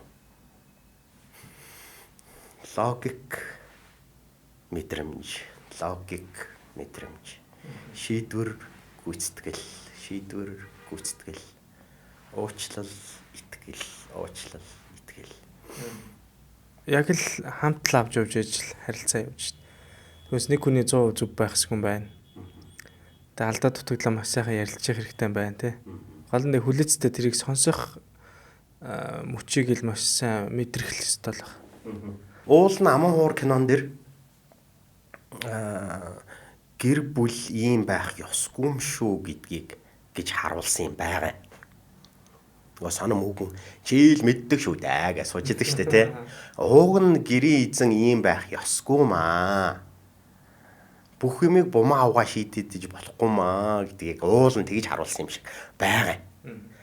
Гэтэл тэрийг ийм л байх ёстой шүү гэд рол модель олгож тавьсан гэж ойлгоцсон юм шиг байгаа. Тэгэхээр гэр бүлийнхээ асуудалд битгий оролцоо гэдэг нэг юм номлол явцсан нийгэмд. Эрэгтэй хүнийг тий. Дээрээс нь энэ номлол эрэгтэй хүнийг ямар болгосон гэхээр зэрэг чадваргүй, мэдлэггүй, хүн ерөн сонирхгүй байгаа юм дээр өсөхгүй штэ. Тийм үстэй. Сонирхгүй байгаа бол тэр өсөхгүй байхгүй. Гэр бүл, сэтгэл зүй, үр хөвгтэй хүмүүжүүлэх, өсгөх, уучлах, инэрх, хайрлах гэдэг тал дээр сонирхгүй бол энэ миний үүрэгштэй гэж бодохгүй бол тэр хизээч өсөхгүй. 60-тай байсан ч тэнийг өрөөл дуусна. Өчнөө их алдаанаас нөгөө монголчууд 60 хүрч ухааж 61 болттой дөвхнө гэж ярил юм болоод байгаа байхгүй юу? Тэгэхээр нөгөө талд тэгвэл эмэгтэй хүн ингэснээрээ тэгвэл хожоод байгаа юм уу? Үгүй шүү дээ. Хин хохироод байгаа байхгүй юу? Бүх ачаануудыг эмэгтэй хүн үүрэх болчиход байна. Шийдвэрүүдийг уул нь логикл тарих шийдвэр гаргавал айгүй рационал шийдвэр буюу бодиттой шийдвэр гаргах гэдэг. Гэтэл мэдрэмжийн тарих шийдвэр гаргах хэрэгтэй болчихлоор эн чинь амар хэцүү. Алдаа гарна. За тэгээд тэр болгон дээр дахиад зөрчилдөнө. Тэ? Тэгээд нөгөө контрол фрик буюу хянах донтой хүмүүс одоо баг нөхрөөж хянана, бүх юмыг хянана, бүх юмны дарга болно, бүгдийг загнана, бүгдийг базна. Тэгээд бэрээ ямар хоол хийж үүд нөгж байгаа гэдэг эрүү шүүлт явуулна. Юу вэ энэ чинь одоо? Сэтгцийн өвчмөстэй контрол фрик байгаа сте. Тэгээд гэр бүлийн харилцаанд бас нэг зүйл бас илүү оролцдог санагддаг. Ялангуяа энэ Аз хүмүүс, Монгол хүмүүс ч Хятад хүмүүс ч гэсэн юм гэр бүлсэх харилцаатай угаасаа Аз хүмүүс, Европчууд ч юм бол арай өөр. Ерөнхийдөө биеийн даалгад явуулцдаг бол ялангуяа Монгол хүмүүс, Аз хүмүүсийн хувьд нэг онцлог байгаад байна л да. Хадмууд нь үр хүүхдийн амьдралд маш их оролцох гээд. Нөгөө хүүхдүүд нь ч гэсэн ээж аавынхаа оролцоог гэр бүлдээ санаатай болон санаандгүй байдлаар оруулах гэдэг. Тэгвэл магадгүй эхнэр нь гэр бүлийнхээ харилцаанд одоо хадмуудаа ч юм уу өөрийнхөө гэр бүлийг ч юм уу нэг амар оролцуулахгүй өөртөө шийтгэж зүтгээд байхад нөхрийнх нь одоо хань ижлийнх нь ээж аав нь орж ирээд оролцоод байдаг. Тэгээ нөгөө хүн бол нөгөө мамас бой гэдэг нэг нэрслэр явцсан байгаа. Тэрээс бүх зүйл нь ээж аавын хоёр нь оролцоод эцэст нь ээж аав хоёр нь би маш их алдчихаа гэдэг зүйл дээр харамсаад нас бараад тэгээ тэр хүүхдийн амьдрал бол ерөөсө бүх зүйл нь хохироод эцэст тэтэ нэг эмэгтэй нөхрөл үлдчихэж байгаа юм л та. Үгүй эмэгтэй нөхрөд үлдэж байгаа биш. Эрэгтэй ч хохирж байгаа. Эрэгтэй нь яаж хохирж байгаа гэж амьдын хацл үзэж байгаа. Чи одоо ингээд нэг компанитай мөнгөтэй заяа. Яг чи гэр орноо эхнэр хүүхдтэй үлдээгээд гарсан байж болно. Чи гараад нөгөө хор шарандаа амар их мөнгөтэй юм чинь айгүй сайхан байр авцсан ч байж болно. Гэтэ сайхан байртай байлаа гэд сайхан гэртэй байна гэсэн үг шаахгүй юу та. Сайхан ортой байна гэдэг чинь сайхан унтаж амарна гэсэн үг шүү дээ. Тэ? Секс инэ гэдэг чинь хайрлна гэсэн үг шаахгүй. Хайрлна юм уу? Хайрлагдана гэсэн үг шаахгүй. Тэгэхээр тийм ямаараа хохирж байгаа. Тэгэхээр ингээд ер нь хожоод байгаа энэ гэр бүл салтаас хожоод байгаа юм бол нэг хинч байхгүй. Тэ? Ядуурлал хожиж байгаа. Цэцгтийн өвчнүүд хожиж байгаа. Гомдол, хорсол, үзий ядалт хүчирхийлэл хожиж байгаа болохоос биш энэчнээс хожиж байгаа хүн л байхгүй. Тэгэхээр би энэ дээр нэг сайхан гэр бүлүүдийн талаар одоо рол модель экзамплуудыг ингээд үлгэр жишээнүүдийг сайхан гаргаач. Жишээ нь энтхэг тэр бом хүнтэй. Энтхэг хятад хоёр өрсөлдөө дуудаж байна те. Тэгээд энтхэг иргэний нийгмийн хөгжил дээр анхаарал тавьсан байхгүй юу? Тэгээд анхаарал тавихтаа яасан гэхээр зэрэг маш олон өөр ажлуудыг хийж үтсэн. Тэгээ энэ дундаас амжилттай хэрэгжсэн нэг төсөл нь Lead India гэдэг төсөл байсан. Тэр Lead India бол юу гэхээр зэрэг энтхэгийг удирдах гэсэн төсөл. Энэ хүүхдүүд энэ төсөл нь шүү дээ. Улс төрчид зориулсан төсөл байгаагүй. Ийм хүүхдүүдэд зориулсан. Чи энтхэгийг удирдаач гэсэн ийм зөвшөөрөл байсан байхгүй юу? Ийм алсын хараа vision casting байсан байхгүй юу? Чи энтхэгийг удирдаач. Чи ингээд нэг ийм жижигхэн юу байгаа промошн. Жижигхэн нийгмийн реклам, сошиал реклам. Амар хүчтэй ийм юу болоод адар бороо шуурга болоод тэгээ нэг юм жижигхэн нарийнхан замыг том мод унаад бөглөцсөн байдаг байхгүй. Тэгээ бороо ороод байгаа учраас машинууд гатцсан, нөгөө түг эднэр нь бүгдээрээ гатцсан. Тэгээ ингээд цагдаа магдаа нар бүгдээрээ нөгөө нэг борооноос нуугдаад ингээд сарвч сүдэрт ороод зогсцсон. Тэгээ асуудлыг бороо орох дуусгыг хүлээгээд те эсвэл онцгой байдлынхны ирж дээр модыг зайлуулахыг хүлээгээд байж байгаа байхгүй. Тэгсэн чинь хичээлдээ яарж байгаа болтой нэг жоохон хүүхэд бороонд гүйж гараад нөгөө модыг чинь түлхдэг байхгүй. Тэр хизээч түлхэж чадахгүй те. Гэтэ түлхдэг. Тэгсэн чинь энд тэндээс нэгээр хүмүүс нийлээд тэгээ модыг түлхэж хажууд шиг болгоод тэгээ хөдөлгөөн цаашгаа эргэлж. Тэгэл Lead India гэдэг дуусаа.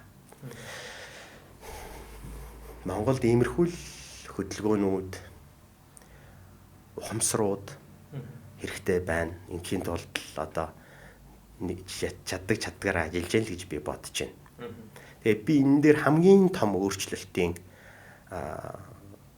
агент хувьсан өөрчлөгдөх өөрчлөлтийн transformation agent гэж хэлж болно. Хувьсан өөрчлөгдөх хөгжлийн агент бол ээжүүд юм шүү.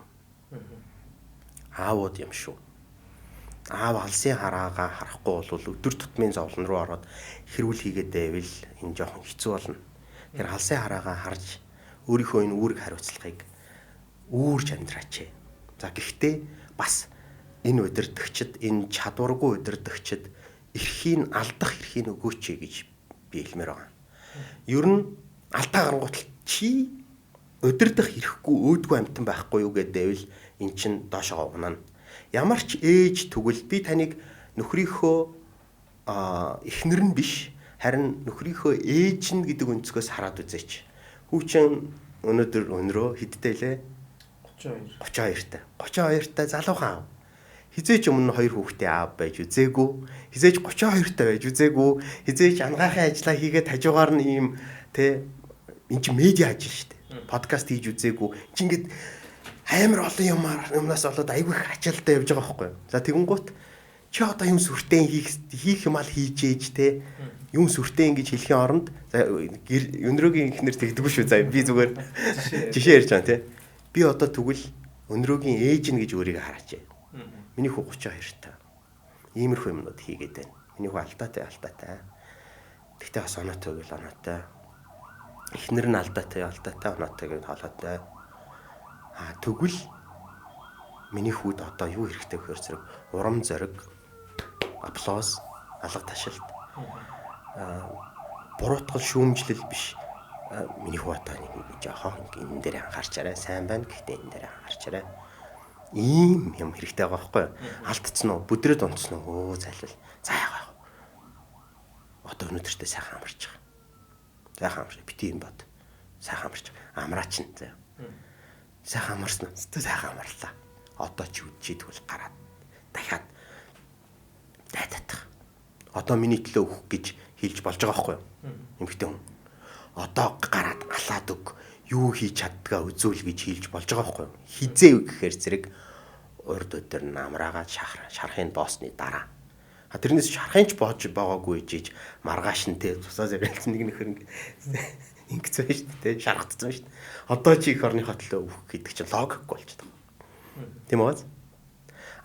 Бид нар бол ер нь бид нар гэдэг нь би нийт өнөөгийн нөхцөл байдлыг хэлж байгаа. Энэ хангах хамгаалах үүргийг бол сайн нэгтэг. Чи хангаж чадахгүй, чи хамгаалж чадахгүй гэдэг. Тэгээд тэрийг айгүй их сайн нэгтэг. Гэтэл нөгөө хоёр зээг нь бол дурдахч дургу байгаа байхгүй юу? Энэ хүн заах гад ирлээ. Энэ хүн залруулах гад энэ болж энэ болохгүй байна. Одоо ингэмээр байна. Чи ингэ зөөлмөр байна ч гэдэг юм уу те. Тэнгуут чи юу юм? Намайг заах гэлээ. Чи өөрөө юм алдаатай үсттэй.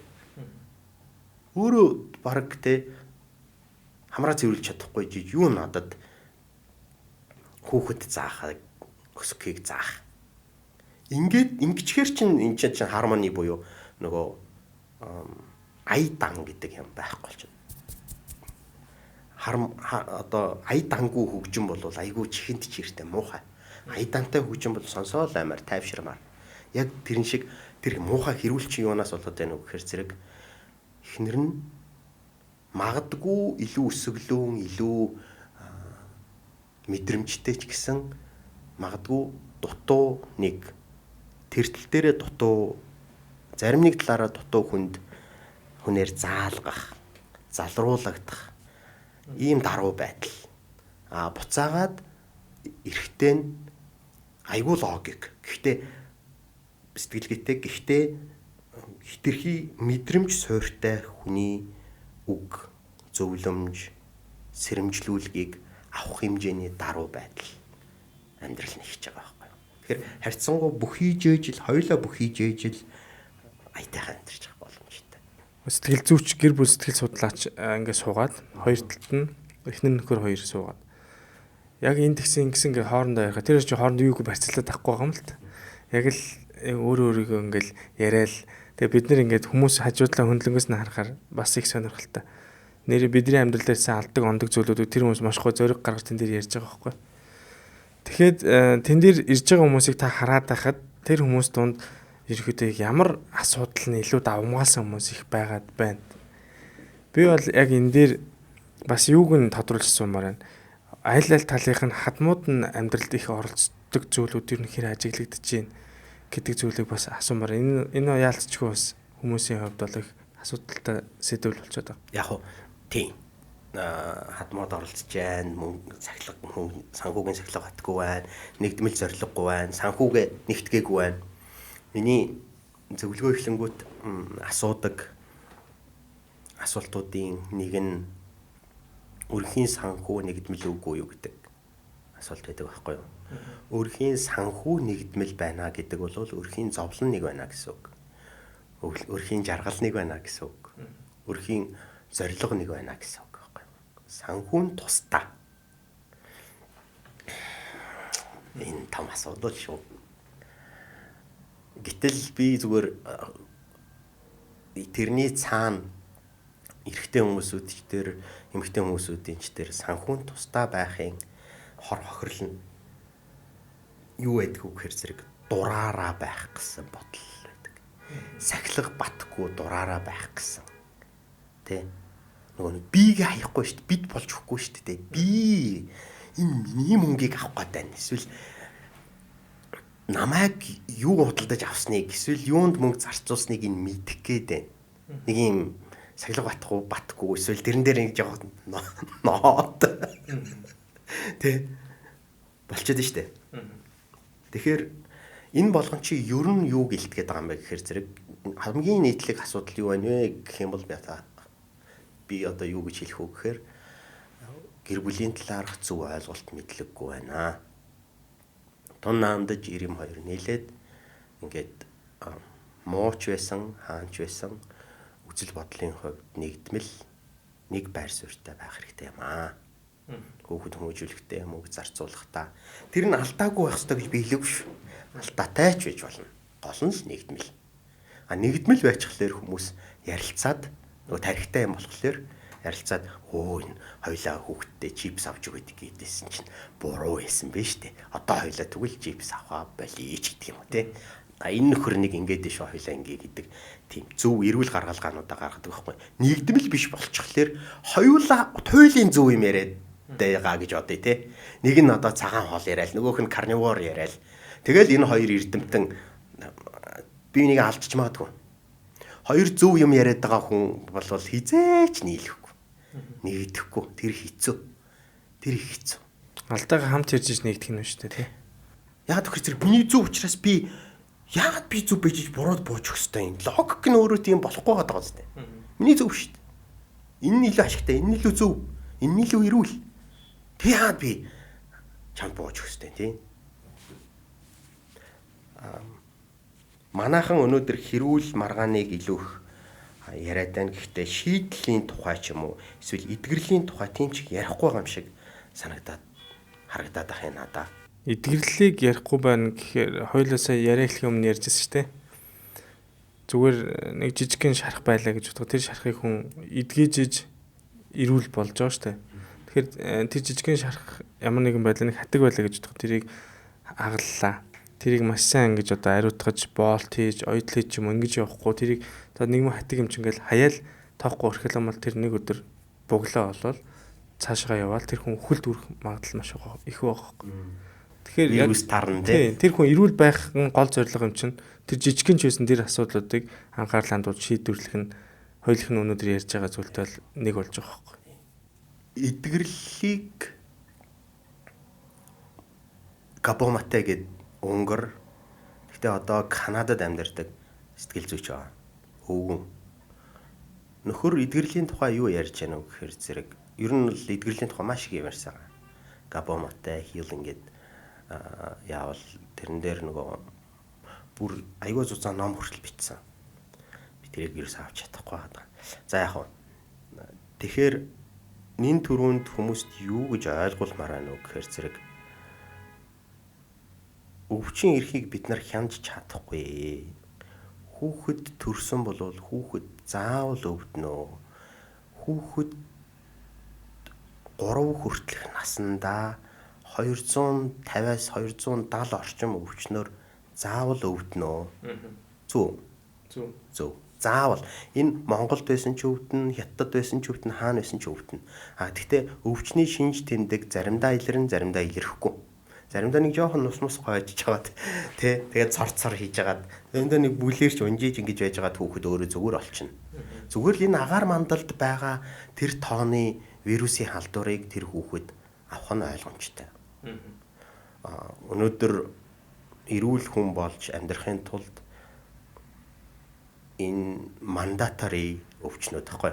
Энэ өвчнүүдийг давж ижил дараа нь тий амьд дархлаатай хүн болж хувирна. Тэгэхээр хүүхдээ өвдөхгүй юмсан гэдэг тэр балаа бодлыг л болмоор байгаа байхгүй. Тэгээ бүх юмнаас ингээл юу яадаг ямыг бол болмоор байна. Тэгэхээр бид нарыг ер нь жаргал, хитрхи хангалуун байдал, тэ том гоё сюрпризүүд бид нарыг дархлаатай ухаалаг зөв болгодгүй. Бид нарыг зовлон, гачигдал, дутагдал, алдаа, эндэгдэл, эвдрэл, өвдөлтүүд бид нарыг буцаагаад эрүүл болгодог. Хүчтэй болгодог. Нэг хүчргүй сайхан хэлбэг хангалуун айлд өсөөд амар хүчрхэг сэтгэл зүйтэй хүн болцсон байдаг л багтаа. Гэхдээ би бол тийм хүнтэй тулж уулзч бол байсангүй. За би нэг хэдэн асуулт товчгүй тодорхой бэлдсэн байгаа. Эдрийг танаас яг асуучвал бас миний өдөөс их гоё сэтгэл хамрах гэдэг. Тэгэхээр хүмүүс хайртай бол хартай гэдэг те. Энэ үгийг бүр амар ингээд нэг юм чи яг намайг хардаад байгаа юм ба гэлэнгүүд үнэн чи хайртай бол хартай л гэсэн үг шүү дээ гэдэг. Нэг хар гэдэг зүйл эрэгтэй эмэгтэй хүнд аль алинд нь маш их өндөр байна. Яа миний ойр орчны хүмүүсийн хувьд ч тэр эхнэр нь нэг бол амар хартай, нэг бол нөхөр нь амар хартай.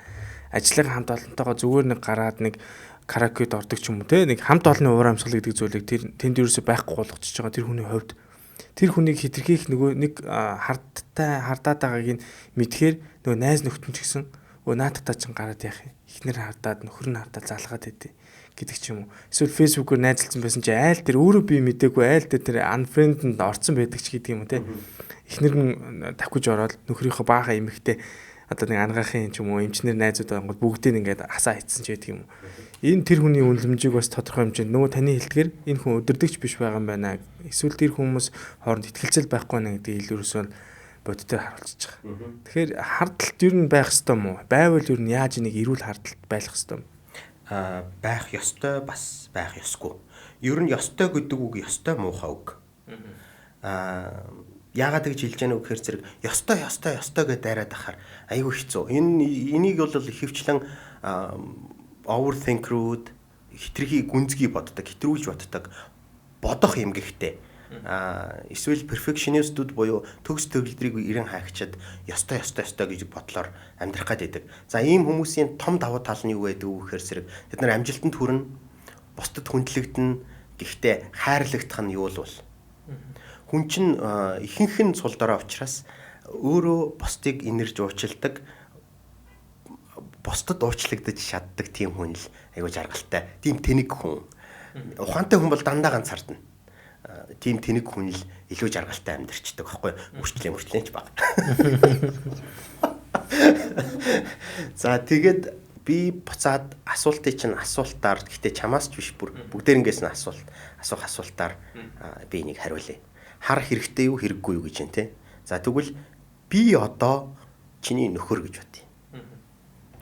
Тэгсэн чинь ингээд юун дээр усныхаа дэлгэцэн дээр би нэг 10 жилийнхаа ингээд зураг ингээд тавьсан байна. Is it okay? Зүгээр биш байх. Яаж ч утсан те. Тэгэл үе нэг ажлынхаа газрын нэг хүүхэнтэй зураг авахулаад стори хийгээд бай. Тэрнийхээ зовлон илүү их сонсоод бай. Энэ зүгээр үү? За энэ нөхцөлд бол хар болвол эрүүл юм. Тийм үү? Хаан байна, юу байна? Иргэн тойрноо харуул. Тэ? Өдөр болгон луцсан ягаал чи 5 цагт тараад 5:30 гэхэд орж ирэхгүй бол 5:40 гэж орж ирэх юм бол 10 минут хинтэйгээ хаана уулзж байгаад ирсэн. За энэ бол солиорл. Тийм үү? Тэгэхээр энд балансын тухай юм байгаа болохоос биш. Хоолнд давс хийх нь хэрэгтэй юу хэрэггүй юу гэж байгаатай ижлэн болчиход байгаа байхгүй юу? Тодорхой хэмжээний давс бол хоолыг хамт оруулдаг. Огт ч ихэхгүй амьдрна гэж бас байхгүй. Сахар авахгүй ч цагаан сахар авахгүй ч гэсэндээ фруктоз, глюкоз эднэр хүмүүс авч идэг тий. Энд чинь эрүүл. Яг төрхийн өмнө бүр тий өөрөөрөө төрөх гэж байгаа эмэгтэйчүүдэд нэг глаз кола хүртэл уугаад ор гэж зөвлөдөг үстэй. Тий?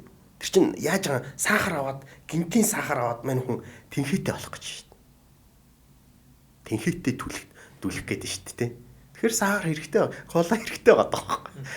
Зөв үедээ зөв цагт нь зөв тунгаар нь л байх хэрэгтэй. Тэгэхээр хар бол яг хитрхи бүр хитэх төсөөллөөс нь хитэрсэн хар биш л бол. Ер нь өөртөө итгэлгүй хүн л харддаг шүү. Өөрөө асуудалтай хүн л хардчих гад идэг шүү. За яг энийг ингээ хэлэхээр л айгаа болоод нөгөө нэг өөрөө ноотоо нөхөртэй хардуулах гонд манипуляц хийж чи өөртөө итгэлгүй гэдэг явцдаг л да бас хэцүү. Энд чи айгаа халдрагатай зам штэ ер нь сэтгэл зүйч байна гэдэг чинь. За тэгэхээр хардталт гэдэг зүйл бол тодорхой хэмжээнд зөв тунгаараа бол байх ёстой. Энийг бол үдсэж байгаа эрэгтэй эмэгтэй хүмүүс бүгдээрээ зөвөр ойлгоо авчаарай те. Хит хийсвэр хардтай. Би чамд бүр нэг сони юм хэлэх үү. Манай нөхөр харддаггүй гэд уйлж байгаа эмэгтэйчүүд зөндөө байдаг штэ. Хардуулахын тулд уйлж байгаа юм. Тийм. Бүр үнэхээр зовлонтой байгаа байхгүй тэр. Хизээч намайг хардж байгаагүй. Хайргүй гэж бодоод. Тийм. Би харьяалаг хүний энэ чинь үндсэн хэрэгцээнүүдийн нэг штэ. Хайрлагдах, харьяалагдахгүй belonging. Би төмөн үлдсэн юм батагтах. Би Монгол улсын иргэн. Харьяалагдаж штэ. Би энэ хүүхдүүдийн аав. Би бүр хүүхдүүдтэй хүртэл харьяалагдаж байгаа байхгүй юу? Гэтэл хинч биш. Хинд ч харьяалагдахгүй, хинд ч үнэтэй биш. Хинээр ч хойноороосоо нэхүүлэхгүй. Утсан бийсэн чи хаана явж исэн чи нэг ямар ч хамаагүй байвал энэ чинь эмэг нь л болчиход байна шүү дээ. Наадах чинь бас асуудал шүү дээ нэрээ. Огт одоо зарим хүмүүс ч нэгдэж шүү дээ. Танаа эхнэр юм уу, танаа нөхөр ямар амар хартай, ямар их залгаад вэ? Манай нөхөр ихнэр өстөө залгаад биш. Бид хоёр энэ нэг хэдэн цаг шоувж исэн өстөө залгаад. Залгаж байгаа нь гоё байгаа сте. Миний төлөө санаа зовх хүн байгаа байхгүй. Миний хойноос дондон гэд хорилж байгаа. Чи яаж ба? Чи надад хэрэгтэй байна гэд орилж байгаа хүн байх гоё штэ. Гом би гоцсон бодлого юу нэг яг би энэ синглүүдийг хэлж байгаа юм биш. Хинд ч өгөөлөгдөхгүй байх юу нэг гоё. Хосууд ерөнхийдөө хараад тахаар зарим нь ингээд биенийхээ пассворд Facebook пассворд гэдэг юм уу? Ер нь бүх юмных нь пассворд, бүх юм ингээ мэддэг хосууд байна. Эсвэл нэгтэл нь бүр огт надад тэр хамаагүй би итгэдэг надад нэг шаардлага уу гэсэн ч хүмүүс байна. Тэгээд пассвордыг мэддэг хүмүүс магадгүй ингээд ажлын шугамар эрэгтэй эмэгтэй хүмүүс хооронд холбогдоод юм бичиж болно. Тэрийг уншихаараа яг хардтал сэрдэлтийн байдалтай ч юм уу эсвэл хинч хаарсан дэрийг хардхааргүй зүйлийг санаанд өгөө зүгээр танаа ихнэр хартаа юу ч юм уу тэг хүн тоглоод асуусан байж болно шүү дээ. Ингээд зүгээр ажил асууж яхих ингээд хардталтаар буруу ойлгох үдэ ч юм уу тэнгууд та хоёр асуудалтай болоод миний талаар энд ярьсан юм шүү гэдэг ч юм уу. Ерөөсөө тэр хүн баг мэдих шаардлагагүй амьдралд нь хэрэггүй зүйлийг тэндээс зүгээр нэг юм илүү юмыг ингэж харж уншаад өөртөө эргээд нэг юм бодол тээгээд тэрэн дараа нь хэрүүлд нь утгадаг ч юм уу. Тэр хүний хувийн орон зайруу бас хэтэрхий халдж гин гэж та харж гинөө. Энэ тал дээр та ер нь хүмүүст ямар зөвлөгөө өгдөг вэ? Энэ ийм бас л хоёр талтай асуудал. Яагаад гэвэл зэрэг хүн төрөлхтөн өөрөө нөгөө нэг одоо анчин төвөрлөгч байхдаа машингүй байхдаа ийм нарийн ширхэгтэй цагаан гурил боловсруулаагүй байхдаа ийм их одоо чихрийн нишинг үйлдвэрлээгүй байхдаа ийм дахин боловсруулсан балиар хүнс үйлдвэрлээгүй байхдаа хүн өөрөө эрүүлэр амьдарч байсан байхгүй. Явахын тулд хүссэн хүсээгүй дор хаяж 10,000 20,000 алхам өдөрт хийдэг те. Хүссэн хүсээгүй ингэж гахаа нохоо шиг иддэггүй баг иддэг. Идсэн ч түүгээд ингээд цөөхөн органик жимс хүнс эсвэл дан мах иддэг. Ийм эрүүл юм нь өөрөө нөгөө суур юм нь өөрөө эрүүл байсан болч таарчаад байгаа байхгүй. Гэтэл бид нар өнөөдөр зөвхөн хүнсний хувьд ч биш амьдралын дадлаг хөвшлийн хувьд ч юмны хувьд бид нар бол өнөөдөр амар эвдэрхий ертөнцид амьдарч байна л да тий. Амар эвдэрхий ертөнцид амьдарч байгаа, амар эвдэрхий тогтолцоонд амьдарч байгаа, амар эвдэрхий үзэл бодлоор тижээгдэж байгаа өөрсдөө амар эвдэрхий улсууд. Тэгэхээр би энэ донд юу гэж хэлмээр байна гэхээр зэрэг хэрвээ чи ханиа олсон бол болж өгвөл та хоёрт юу нууцлаад авах юм юу байгаа юм бэ? Юу байгаа юм бэ? Та хоёр жишээлбэл хеликобактери хуваалцж байна. Тэ? Дэрээ нэгтгэж байна. Үр хүүхдүүд чинь завь бүгдээрээ та хоёрын гарт байна, тэ? Нэг нь балаарч явж байгаад өвчин тусаад ирэх юм бол үр хүүхдүүд нь ч тусах. За тэгээд тодорхой бэлгийн замын халдварт өвчин аваад ирэх юм бол нөгөөх нь ч тусах, өвхөлд ч хүрэх. Маш олон юмараа бид нар нэгдчихэд байгаа байхгүй юу? Би архинд орчих юм бол чи надтай хамт живнэ. Би мөрөгтэй тоглоомд орчих юм бол чи надтай хамт живнэ. Тийм учраас олон улсад эрүүл мэндийн амь насанд хартай, халтай, хохиролтой, эсвэл донтолттой байгаа энэ хоёр нөхцөлд салахыг зөвлөдөг. Зөвлөгчд салахыг одоо хүний өмнөөс шийдвэр гаргаж болохгүй боловч энэ хоёр нөхцөлд бол салахыг зөвлөдөг. Салж болно гэж тэрнээс сал гэж шаарддаггүй. Салж болно. Шийдвэрийг тэр хүн өөрөө гаргана. Тийм. Та баг шийдвэр гаргаж өгөөч гэж ирээд байдаг. Танаас шийдвэр авах гэдэг шүү. Тийм. Дараа нь өөрийгөө буруутгахгүй тулд юм шүү бараг. Тэгэхээр хүн бас шийдвэр гаргаж сурхан ч гэсэндээ өнөөдөр 5 настай хүүхдийн хийх ёстой ажил болчиход байгаа байхгүй. Одоо ойд ийм бутлаг ургамлын дунд мань нөхөр CC палаж өмсөө тэрийг урах гад байгаа бол амь нас эрүүл мэндэнд нь хохиролтой биш бол тэрийг алдахыг нь зөвшөөрөөд тэгээд палажаа ураад муухай олгоод хөл гараа ураад жижигхэн шалбарлаад энийг нь эцэг эхчүүд зөвшөөрөх хэрэгтэй байгаа. Тэр хүүхдийг алдуулмаар байгаа. Тэгээд тэр хүүхдийг асуумаар байгаа байхгүй. Загнахгүй, аврахгүйгээр тэгэхээр тэр хүүхэд дараагийн удаа хувцаа өөрөө сонгож сурж байгаа байхгүй юу? Ийм сургах ажил чинь өөрөө үнэлшгүй үнэтэй. Тэр энэ алдах эрхийн тухайн өөрөө өөрт нь маш сайн ойлголох хэрэгтэй. Энэ ирээдүйд гэр бүлийн амьдрал, усын харилцаанд маш их нөлөөлнө. Манайхан ч ерөнхийдөө анханаас нь 10 жилээс нь алдах эрхгүй гэдэг нэг юм одоо юугаар яваад байна шүү дээ. Алгоритмаар яваад байна шүү дээ. Тэгээ авраад байдаг. Тий, дандаа л мундаг ингээ медаль зүгэл ээж аваагаа дандаа мундаг гэж яриулахыг хүсэдэг. Яг систем дээр тийм хүмүүс амьдралдаа гарахаараа маш хурдан сэтгэл готролд ордог ч юм уу. Би сэтгцэн эрүүл мэндийн үндсийн төв Елена профессортой ярилцчих тэнд ямар хүмүүс байна гэсэн чинь би муугаар хэлж байгаа юм биш, өвчтнүүдэд муулж байгаа юм биш. Тэнд дандаа биенүүд байна. Бид байхгүй. Би гэ дандаа ингэдэг бүх юмны урд байсан хүмүүс чинь нэг сэтгэл санаа руу нахаараа тэр харах угаас гарч ирэх нь маш хэцүү байдаг юм а гэдэг зүйл ярьж байгаа. Тэгэхээр хүн муу аж болно, алдаж болно.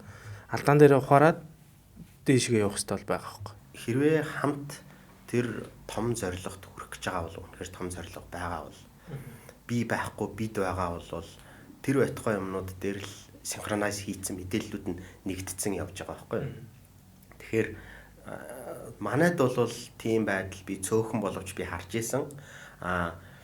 Өөр соёлд бол бүр имэйл нь хүртэл нэг тохиолдлууд ч байдаг. Би тэрийг энийг туйлын одоо идеал сайн төгс төвлөрийн жишээ гэж хэлэхгүй.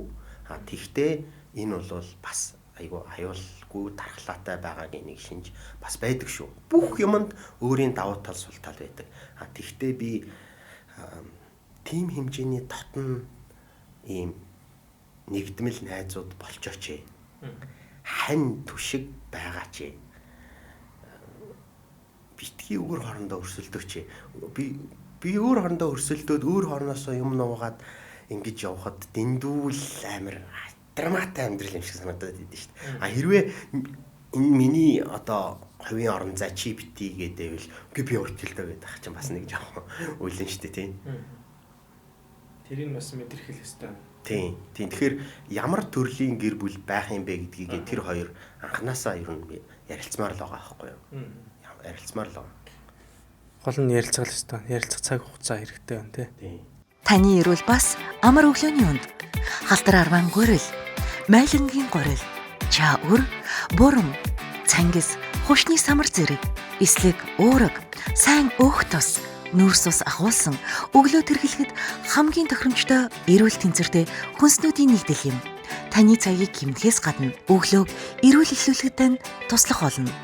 Амар өглөөний үнд. Манас энто имэн сангуудаар худалдаалагдаж эхэллээ. Өглөөг эрүүл бас амар эхлүүлээрэй. За тэгээ хүчирхийллийн талаар бас асуумаар байна. Одоо ялангуяа яг хуу нийгэм цаая хүчирхийллийн талаар бас хэрэгүүд гарлаа. Нийтээрээ тэн дээр ерөөдөө комментүүд бичсэн байсан. Тэн дээр дийлэнх нь яг хуу мэдээж эрэгтэй хүний буруу талаасаа маш их явж илээ. Гэхдээ дийлэнх дээр бас манай эрчүүд бас зарим нь өөрийгөө өмөрч бас бичсэн байлээ. Зөвхөн эрэгтэй хүн эмэгтэй хүнийг зодоод ингээд байгаагаас гадна эмэгтэй хүн ч гэсэн эрэгтэй хүнийг зодж байгаа юм шиг сэтгэл зүгээр маш их хүчирхийлэл бас үлддэг юм аа. Энэ талаар яриач гэдэг талаас бас яриад маш их комментууд байсан. Тэрийг харсан учраас би бас энэ асуултыг танаас сууж байгаа. За тэгвэл ерөнхийдөө за хоёул эхлээл эрэгтэй хүн эмэгтэй хүнийг хүчирхийлэх талаар ихний хэлцэнд яриа. Энэ ер нь зөв юм уу? Энэ хүчирхийлэлт хүмүүс ингээд дасчдаг юм уу? Ингиж амьдраад удаан байх нь тэр хүнд юу нөхөр аюултай юм бэ? Шууд эсвэл салчих хэвээр юм уу? Яг яах хэвээр юм бэ? Хүчирхийлэл бол өөрөө ямар ч нөхцөлд зөвтгөгдөхгүй. Тэгвэл хүчирхийллийг шийдэхийн тулд бид нар энэ балиар баба мангас шолмос гэд шошголоод тэгээд тэрийг юусоо бодохгүйгээр хайчихгүйгээр яагаад гэж асуух хэрэгтэй болчихно. Яагаад? Тарих ажиллах гэдэг шүү дээ. Гэхдээ ядаргаатай хүний тарих өөрөө амар залхуул да. Тун нанд ч л одоо эмч хүнтэй ярьж дээ. Одоо хүний дааж чадхааргүй, мэдэрч чадхааргүй тийм өвдөлт, дээл өвдөлт үзэнгүүтээ хүний бие яадгүй. Шууд ухаалтад онцтой тий. Өвдөхгүй гэж шууд ухаалтад онцож шүү дээ тий. Тэгэхээр хүний тарих бол залхуу. Тэгэхээр асуудлаа шийдэх тийм тархиа ажилуулахаасаа илүү хүмүүс шууд өөрийнхөө дүгнээд шууд өөрийнхөө шүүгээд яллах гэдэг нь өөрөө энэ асуудлыг би улам давиргээд байгаа гол асуудал нь энэ. Зүйн бол юу вэ гэхээр зэрэг яагаад уурлав? Яагаад цохив гэдгийг бодолцож үзэх хэрэгтэй болчихж байгаа. Хүмүүс бол ингэдэг байхгүй. Ихэвчлэн над дээр хурж ирээд ер нь хүмүүс юу ярьдгүү гэхээр зэрэг киноны төгсгөлөөс юм уу оргил хэсгээс ярих гэдэг байна. Тэгэл шууд тэ энэ намд над руу буудаал тэ машинтай маа намайг онголдуулаад тэ терминатор шиг тэ шууд тийм кино эхлэгүүтэл шууд тийм бол. No тэрний цаана штэ тэ зөндөө антол стори буюу яригдаагүй түүхүүд байгаа байхгүй. Тэрний цаана асуусан зөндөө олон асуултуудад уучлалт гуйсан зөндөө олон гуйчлалуудад энэний цаана ярилцъя гэсэн зөндөө олон саналуудад үл тоолт олон бие махбодын сэтгэл санааны хэрэгцээнүүдийг үл тоосон сонсоогүй хүчирхийлсэн энэний цаана олон цагийн орилон чарлаан хэрүүл маргаан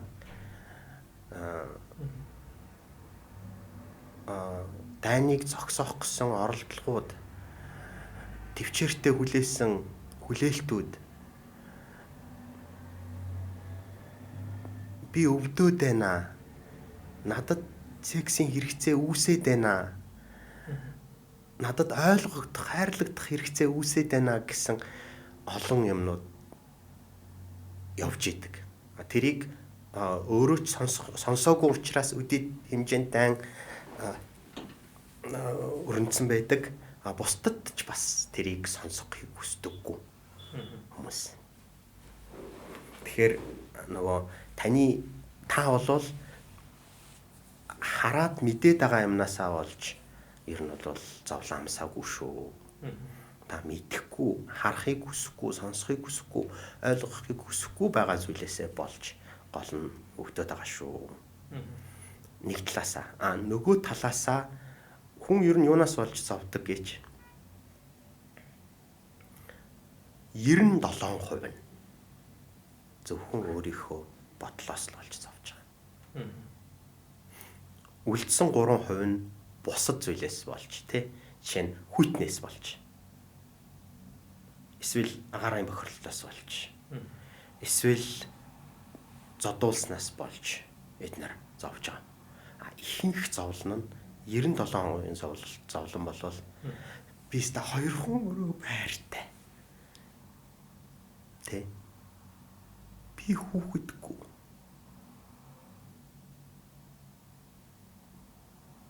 Энэ намайг ингээд тахтаа яах вэ? Надад 50,000-ын дарс авч өгөөд тахтаа яах вэ? Надад ингэж хандаад тахтаа яах вэ гэдэг бодсон бодлоос болж 97% зовж байгаа. Тэгэхээр солонгүй амьдрах боломж байгаа. Гэр бүлийн одоо яг залуу хүмүүс хоёулын зөндөөл үзэж байгаа. Тэгэхээр амар их муудалцаад маргалдаад хоёулын шиг хэрүүлтэй хүмүүс алга. Хоёулаас халах юм шиг нь одоо зүгээр гүцээ дуусаа гэж байгаа хүмүүс байгаа хальтаа. Тэгэхээр энэ маргалдааны эцэст ер нь төгсгөл нь мэдээж үр дүнтэй л байх хэрэгтэй баг тий. Тэгэхгүй үргэлжлэл байвал үргэлжлэл авах. Та энэ дээр яг юу гэж хэлэх? Би хүмүүс бас яг наад асуултыг чи асуудаг заяа. Ингээд зөвлөгөө дууссны дараа ч юм уу тий. Зөвлөгөөний үеэр зөвлөгөө дууссны дараа ихэвчлэн яадгүй гэхээр зэрэг за одоо та бүгдээрингийн яачлаа та ч гэсэндээ өөрийнхөө гарц гаргалгаануудыг би ер нь бол зөвлөгөөний дараа нэг хүмүүст 2-3 өөр гарц гаргалгаанууд санал болгохыг хичээдэг. Яагаад гэвэл зэрэг хүмүүс нэг юм хэлчлэр тэрийг одоо гүйцэтгэж чадахгүй тэрийг хийх хүсэлгүй байх тохиолдол ч гэсэн байдаг. Хол алс. Тийм учраас 2-3-ыг санал болгодог. Тэгээд тэрийгээ сонсцсныхаа дараа хүмүүс юу гэдгүү гэхээр та одоо ингээд олон жил зөвлөгөө өгж байгаа гэсэн шүү дээ. Ер нь бит хоёр болохоор байна уу, болохооргүй байна уу? Шууд зүм бэлгчээс сууж байгаа. Тийм, ер нь болохоор байна уу, болохооргүй байна уу гэж асуудаг байхгүй. Тэгэхээр тэрнтэй л ижлэх асуулт л да. Нөгөө талаас зөвлөгөөний дундуур бол ямар хөө асуулт асуудаггүй гэхээр бит хоёр амар их хэрэлдэ ингээд ийм жоох юмнаас бол хэрэлддэг. Бит хоёр ер нь болохгүй юм шүү. Тэгэхээр би ингээд үерхэж байгаа яг үерхэж байгаа нөхцөлдөө над дээр ирж зөвлөгөө авсан бит хоёр гэр бүл байгаамаа бит хоёр гэрлээд 1 сар болж байна гэд зөвлөгөө авсан залуучууд бол надад байдаг цөөхөн. Гэхдээ би бүр нэрдэн ч хэлж чадна. Яг цөөхөн учраас одоо баг 5-д ч хүрэхгүй байхгүй. 3хан тийм 3 өөр гэр бүл. Гэхдээ тэд нар тийм залуучууд. та хоёр ямар асуудлаар ирсэн? Ямар ч асуудал бит хоёрт байхгүй. Бит хоёр одоо бол амар нөгөө love raining гэдэг дээрээ байгаа. Тэгтээ бит хоёр урьдчлаад мэдээ гэж бодсон юм. Вау. Та хоёр шиг ямар гоё юм бэ? Би бүр ингэ төлбөр авмааргүй санагдчих. Ямар ч асуудалгүй байсан. Тэгэнгүүт би одоо тэр хоёртой хэдэн жил 16 жил болж байгааг боддоо. 16 жил. 16 жилийн хугацаанд тантай холбоотой зөвлөгөө авч явж байгаа юм. Энэ удаад шүү дээ. 2 удаа зөвлөгөө авсан гэж боддоо. 2 удаа. Бид хоёр хаанх ингээд очсноос болоод бид нар ингэж амьдарч байгаа. Бид нар нөгөө нэг ингээд ингэж амьдарч байгаа. Тэ цэцгэлж байгаа. Тэгээд нэг 6 7 дахь жил дээр үлүүдээ хурж ирээд бит хоёрын бензин жоохон дуусах шиг байна. Нэг иймэрхүү юм болоод байна гэд. Тэгэд тиймэрхүү юм болоод байна гот нь нэг цаг орчим ярилцаал тийм биш дээ гэж дараагийнхаа вижныг хараад явчихж байгаа байхгүй юу? Тэгээд бид нар ингэж байгаа. Тэгэхээр өвчнийг туссныхан дараа эдгэр эмчлэх нь илүү хялбар, илүү эдийн засгийн хувьд ашигтай юу, урьдчилан сэргийлэх нь илүү юу гэдэгтэй яа гэж хэлэх.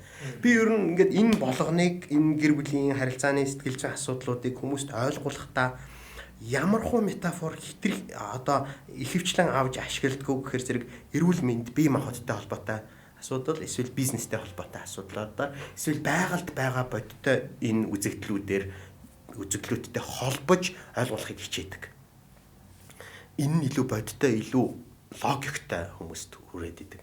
Тэгэхээр маргаанч нь өөрөө тэрж ялгаатай талуудыг өвдөх, унах, алдах магадлалуудыг ревил хийж байгаагүй юу, илчилж байгаа байхгүй юу? Тэгэл та хоёр нөгөө 3 хүртэлх наснда 270 орчим вирусын халдвар авч өвдөж байгаа хүүхдүүдтэй адилхан зарим дээр нь том хурц хэрүүл гаргаад 7 хоног өвдөн, зарим дээр нь антибиотикнд орно, зарим дээр жоохон нусаа ингэж гоожж байгаа. Тэгэл найтаж жагаад гайгүй болчих штеп. Дархлаанууд тогтоодож харилцаана тий. Гэхдээ энэ дээр би нэг юм хэлмээр байна. Хэрэлдээд вэ гэсэн хэл хэрүүл хийгээд ээж болмооргүй байгаа байхгүй юу? Дандаа хэрүүл хийгээд хахаар хэрүүл хийгээл сурчдаг. Тэгвэл одоо юу хийж сурах хэрэгтэй? Тэгэхээр яаж суралцах ёстой гэхээр зэрэг маргаж сурмаар байгаа байхгүй.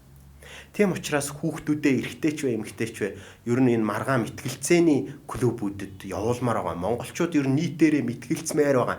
Энэ мэтгэлцээнүүдийг телевизүүдээр гаргамаар байгаа. Мэтгэлцээний соёл дүрмүүдийг сурмаар байгаа. Баримттай зүйлийг өнөөдөр хараа. Хурал бол юу хийх ёстой гэхээр зэрэг хууль дээр мэтгэлцэж явах ёстой зү. Хурал сайн мэтгэлцэж, сайн олон кейсүүдийг гаргаж иржээж, олон нийтэд тулгарч байгаа асуудлуудыг тэр хуулийн юмнууд дээр тусгаж өгчээж, сайн амьдралтай хуулиуд гарна нэстэ. Манайхан өнөөдөр яаж ийн? Хамгийн их мэтгэлцэж явах ёстой улсууд нь хамгийн хэрүүл хийгээд штэ. Айл гэрийг телевизээр дамжуулаад бузарлаад байгаа зү. Хэрүүл сонсох гэж тийч парламент явд юм уу?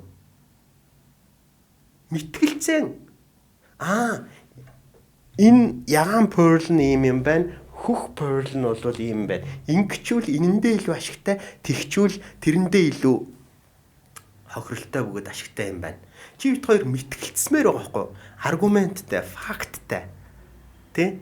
Баримттай, нотлогоотой, гаргалгаатай хэрүүлд оролцохдоо, хэрүүл бишээ маргаанд оролцохдоо шийдэлтэй оролцмоор байгаа байхгүй. Одоо бол юутай гэхэрсрэг сайхан хэрүүлийн үгнүүдтэй хүмүүс орж ирээд байгаа байхгүй. Чи бол ийм тийм танаа удмынхан ийм чи тэгжсэн, чи бол өөдгөө гахаа нохоо те. Энэгээр ш асуудал шийдэгдэх юм уу? Улам томор ш тийм. Иннээс болоод байгаамаа энийг ингэж шийдмээр байна. Шийдэлтэй орж байгаа. Чиний наад шийдэл чинь байж болох шийдлэлтэй. Гэхдээ чиний наад шийдлийг чинь шийдчихээр тэгвэл энэ хөгшин ихийг яах гээд байгаа юм? Энэ хүүхдээ яах гээд байгаа юм? Лаанд авах нь зөвөө. Гэхдээ хэдүүлээ нин түрүүнд энэ өрөө яах гээд байгаа юм гэдэг энэ аргумент ярмаар байгаа байхгүй. Бид нар өнөөдөр юуг айгүй үргэлжлүүлж сайн хийж чадж байгаа гоцсуулны хавхаа энийг бол амар мундаг хийж байгаа. Аргумент яриад ирэхээр банк гэд хаалгаагаад зүг гэж сутаал алгуул. Их олон хүмүүсийн зөрчилтэй асуудал маргаан байгаа мэн гэдгийг хуулийнхны яриан дээрээс өнөөдөр ойлгож байгаа бох. Тэгээд эрэгтэй эмэгтэй хүний үүргийн талаар та сая юу гоё хэлж өгсөн. Тэрийг амьдралдаа хэрэгжүүлээсээ асуудлууд нэлээд дэврээд байгаа асуудалтай нөхцөлд бол тантай уулзаа, танаас үлгээ авахын одоо шийдлүүдийг авах боломжтой байх. Тэгэхээр би төгсөлд нь нэг зүйлийг асуумаар байна. Би яг сарлтыг яг одоо хэдэн жилийн өмнө ч юм уу энэ их буруу зүйл юм байна. Салалт гэдэг зүйл хизээч байх ёсгүй. Энэ бол нөгөө хүний амиа хувийн хичээсэн зүйл гэж боддог, ойлгодог байсан. Гэхдээ яг салалт гэдэг зүйлийг аль болох байлгахгүй байхыг хичээдэг. Тэрний тулд яг энэ гэр бүлээ яг зөв залж яг зөв хамж явахыг аль болох ингээд хичээж явж байгаа.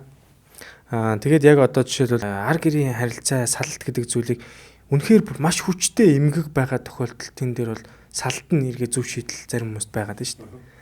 Тэгэхээр яг ямар тохиолдолд ер нь илүү ихээр та сайн хэлсэн шүү дээ. Ер нь баг зарим хүмүүс яг энэ тохиолдолд салахыг зөвлөдгөө гэж яриад байна шүү дээ. Тэгэхээр салах нь бол ерөөхдөө шийдэл үү? Яг салах ерөөхдөө яг ямар илүү хүнд кейсүүд дээр хүмүүс тэрийг бодох хэвээр ер нь тэгээд заавал гэр бүлийг ингэж одоо хамт авч явахын тулд тэр хүмүүс чинь нэг л удаа амьдарч иж маш их ингэж зовоод шүү дээ аль аль талдаа л. Хүүхдүүд чинь хүртэл ингэж байнга маргаантай хүчрхээлтэй амьдралд байгаад бол хүүхдүүд хүртэл тэгж боддог гэж байгаа шүү дээ. Манай ээж юм уу эсвэл аав үхээсээ эсвэл салаасаа гэж хүүхдүүд хүртэл боддог гэж байгаа юм. Тэгэхээр энэ ер нь шийдлийг ер нь яаж хүмүүс харах ёстой юм болоо? Салалт бол шийдэл биш. Биш болгоно л хэлье. Салалт бол шийдэл биш. Над дээр хурж ирсэн хүмүүсүүдээс за би 19 жил ажиллаж байгаа гэж бодоход шүү дээ те. За та хоёр ер нь салах тухай бодолцож үзээрэй гэж би маш цөөхөн хүнд за нэг би сайн мэдэхгүй байна үнэндээ. Гэхдээ 10 орчим хүнд гэр бүлд би нэг зөвлөсөн баг. 10 орчим хүнд л салах тухай бодолцож үзээрэй гэж. Гэтэл эн чинь хэдэн мянга байгаа вэ? Ихэнх тохиолдолд бол би салалтыг зөвлөдгөө. Тэгтээ хүмүүс өнөөдөр зарим нь сэтгэл зүйн зөвлөгөө авах эсвэл ерөн зүгээр ингээд аа. Би бол гэр бүл судлаачдыг илүү олноор сургаж гаргаасай. Гэр бүл судлалыг гэр бүл гэж юу юм бэ гэдгийг судлаасай. Гэр бүлд байдаг асуудлуудыг судлаасай. Өнөөдөр сэтгэл зүйчид зөндөө холноороо бий болоод байна. Сэтгэл зүйчид гэр бүлийн зөвлөгөө өгөхгүй би шулуухан хэлье. Би өөрөө сэтгэл зүйч хүний хувьд бас хэлье. Хүмүүс нэрээ яг гэр бүл судлаач гэдэг чинь тусдаа нэг юу гад ч тийм гол. За сэтгэл зүйч явуутай ажил одоо сэтгэлд яагаад тэгвэл psychologist, psychiatrist, family counselor, family therapist гэдэг энэ яагаад бүгдээрнгийн зүгээр counselor гэдэг нэг юм болчихоогүй. Салгаад байж та. Тэг ялгаад салгаад байна шүү дээ. Сэтгцийн эмч, сэтгэл зүйч хоёр хүртэл тусдаа хоёр өөр. Тэгэхээр хувь хүний сэтгэл зүйн асуудалтай холбоотой зүйлүүдийг хамгийн энгийнээр болохоор хэлэхэд хувь хүний сэтгэл зүйн асуудалтай холбоотой эмгэг асуудалтай ажиллахад сэтгэл зүйч хэрэгтэй. Харин гэр бүлийн асуудал, хосуудын харилцаа, хүүхдийн хүмүүжил, санхүүгийн асуудал, өнгөрсөн харилцааны асуудлууд, ирээдүйн үзэл бодлын ялгаа, эднэр дээр сэтгэл зүйч биш гэр бүл судлаач ажиллана. Энэ хоёр мэргэжилтний асуудлыг харах point of view буюу харах өнцөг нь хоёр өөр. Жишээ нь биений шүд өвдөжэвэл би эмэгтэйчүүдийн эмчтэр очиж үзүүлэхгүй. Миний шүд өвдөжэвэл, миний илэг өвдөжэвэл, миний бөөр өвдөжэвэл, миний үе мөч болохгүй бол би мэдрэлийн эмчтэр очно үстэй. Би дотрын эмчтэр очихгүй шүү дээ. Миний үе мөч өвдөд байгаа нөхцөлд. Тийм шинжилгээ хийхгүй шүү дээ. Тэрнтэй л ялгаагүй. Очоод ямар нэг юм сонсоогүй сонсон л доо. Яагаад гэхээр зэрэг чи эмчиж гисэндээ чамайг одоо бүрэн шинжилгээнд оруулаад юу яах юм бол чамд ямар нэгэн асуудал байж л таар. Тэгэл тэрийгээ цаашгаа ингээд хөрөөгөөж явчихна. Тэгэхээр энэ ялгаануудыг нэгдүгээрт мэдээч гэж хэлмээр байгаа. Тэгэхээр гэр бүл судлалд хөгжил хэрэгтэй юу, бид нар сул дорой буурай байгаа юу гэвэл тийм ээ. Гэхдээ энийг зайлшгүй ач холбогдол өгөөд судлах, сайжруулах хэрэгтэй юу гэвэл хэрэгтэй. Өнөөдөр салалтын тоол нэг дөнгөн данган гарч байгаа тий. Салалтын шалтгаанууд байхгүй. Энэний цаана зөрчигдөж байгаа хүний эрхүүд байхгүй. Одоо нийтээрээ салсан гэвэл эрчүүдийг буруутгана. Хүчирхийлэл үлдсэн гэвэл эрчүүдийг буруутгана. Гэтэл эрхтэй хүн хүчирхийллийн золиос хохирогч болдог нь дэлхийн нийтийн жишээ байхгүй, зөвхөн Монголын биш. Дэлхийн нийтийн жишээ. Хүчирхийллийн хохирогчдын 3/1 нь эрхтэйчүүд байдаг. Энэ бол хатуу тоо. 8 хийхгүй. Хатуу тоо. Гэтэл 3/1-ийг нь үл тоогоод нөгөөдөлийг нь тоогоод ээж болохгүй зү. Хүний эрх л бол хүний эрх. Тэрнээс эмэгтэй хүний эрх ч юм уу, эрэгтэй хүний эрх гэж яриаггүй шүү дээ. Тэгэхээр хүний эрхийг дээдлээч. Жишээлбэл өнөөдөр салж байгаа энэ гэр бүлүүдийн дунд гэр бүлээ одоо үнэлж үзэхийн тулд энэ салж байгаа гэр бүлүүдийн нааталт нь энэ эргэн нэргийн шүүхүүд дээр одоо гараад байх гэр бүлийн шүүхүүд дээр энэ эвлэрүүлэн зуучлал гэдэг юмыг онцгойлон анхаараач. Эвлэрүүлэн зуучлалын тухай хуулийг өөрчлөөч. Энэ дээр бүр эрх зүйч эвлэрүүлэн зуучлал хийнэ гэдгээ заасан байгааг болиоч. Энд чинь хохирол дагуулад байна. Чи эрх зүйч. Бараг л натраад хийж чадна. Эрх зүйч ихгүй юу? Тэгэнгუთ би чамтай сэтгэл зүйн юм яриад орж ирж байна. Эсвэл би их нэртэйгээ ингээд салах гад те нэг нь салахгүй гээд нэг нь сална гээд нэг нь хоёулаа салмааргүй байна. Тэгвэл үнэхээр асуудлаа шийдэж чадахгүй. Хуулийн дээрээ эвлэрүүлэн зуучлалын ажлыг эрх зүйч хийнэ гэд нэгдүгээр заасан. Энэ дунд нэг заалт байгаа. Шаардлагатай бол сэтгэл зүйч, сексологч бла бла бла юмнуудыг оролцуулж болно гэсэн. Гэхдээ хизээч оролцуулдаггүй. Яг одоогийн байдлаар нэг зүгээр 30 хоног өгөөд таяр ярилцчихл да битээ салаа. Тэгээд за гар 9-6 салаа. Эвлэрүүлэн зуучлалыг ингэж хийхгүй хонгороо да. Эвлэрүүлэн зуучлалд дэлхийн нийтээрээ 1 номерт эхний 5 байрт явдаг улс бол Австрали байдаг. Австралид манайхан ингээд нэг энгийн байх юмыг амар юм формал амар тийм хүнд айгуу тийм хүнд сурталтай болгоод байгаа байхгүй юу? Үгүй Австралид дунд сургуулийн 6 дугаар ангийн хүүхэд эвлэрүүлэн зуучлал хийж шít. Сертификаттай. Аав нь юм уу эвлэрүүлэн зуучлалыг сэтгэл зүйч гэх энэ жилтэй нөхөр хурж ирээ. Та яаж юм гэхгүй. Зүгээр л би 6 дугаар ангийн хүүхэд 4 дугаар ангийн нэг хүүхдийг 7 дугаар ангийн нэг хүүхэд шоглоод байна. Хурж ирээд уулзаад яагаад гэдэг. Яагаад гэж асуугаад ингээд ийм болохгүй шүү дээ. Энэний ногоонууд нь манай хажуутлын айлын чамаг дандаа дээрлэгдэг Жоныг сануулад ногоонуудтай тэгээд ижилхэн нэртэй тэгээд үс засалтанд ижилхэн тэгээд энийг шоглоод. Энэ чинь жол жоон биш шүү дээ. Энэ чинь тэр жоон биш өөр жоон гэдгийг тайлбарлаад ойлгуулаад энэ хоёрыг эвлэрүүлчихэж байна. Зүгээр л эвлэрүүлэн зуучлал гэдэг бол дундын одоо эвлэрүүлэн зуучлалыг хүмүүс эвлэрүүлээд нэг оронд нь оруулах гэдэг гэж боддог байхгүй юу? Үгүй. Эвлэрүүлэн зуучлал гэдэг бол салж болно. Сонголт нь байгаа. Гэхдээ салахдаа хөвгтэй яах юм? Хоолундын яах юм? Дараагийн юм нь маш сайн. Боловсролын яах юм? Би өвдүүл яах юм? Чи өвдүүл яах юм? Өхүүл яах юм? Зуны амралтаар нь яах юм? Хизээ хуулцж яах юм? Ямар хоол идүүлж яах юм? Ямар давтамжтай байх юм?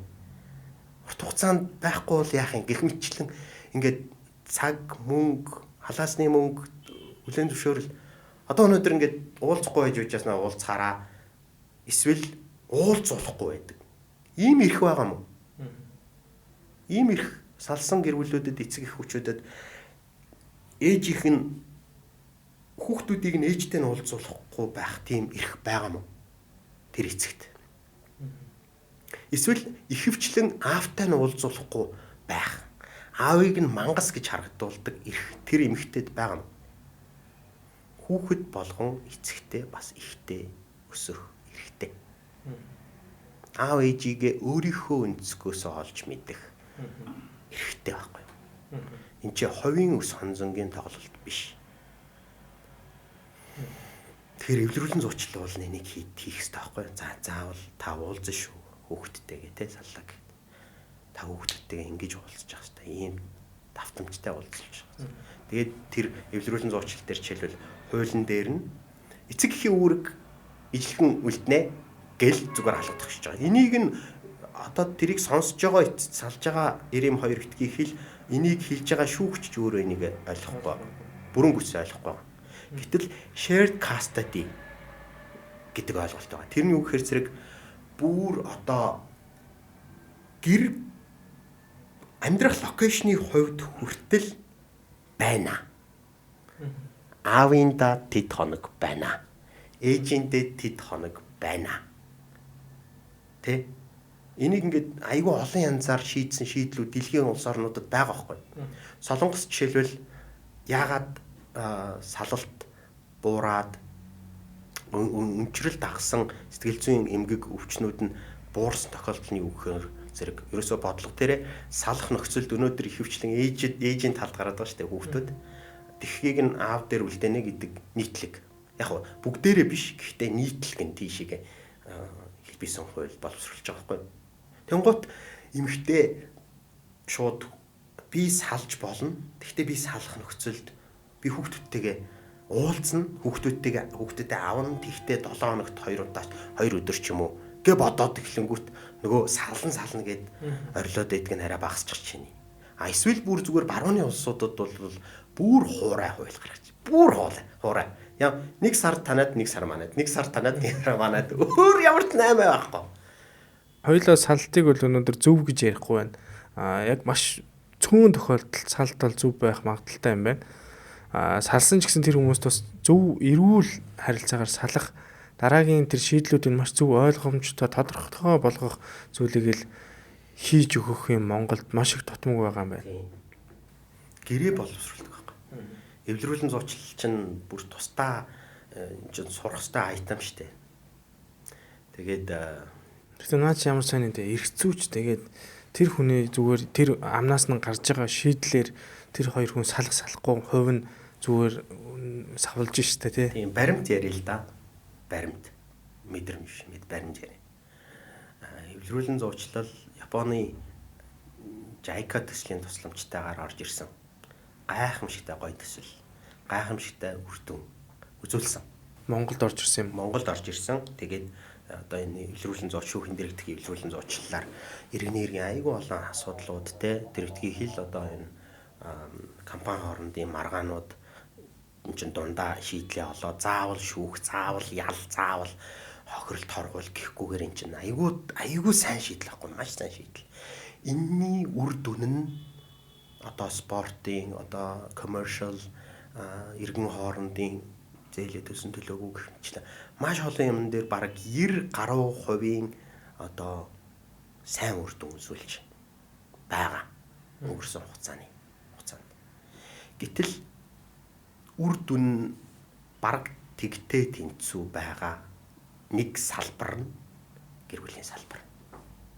Өөрчлөлт ихгүй юм чинь тэгэл зүгээр таслах.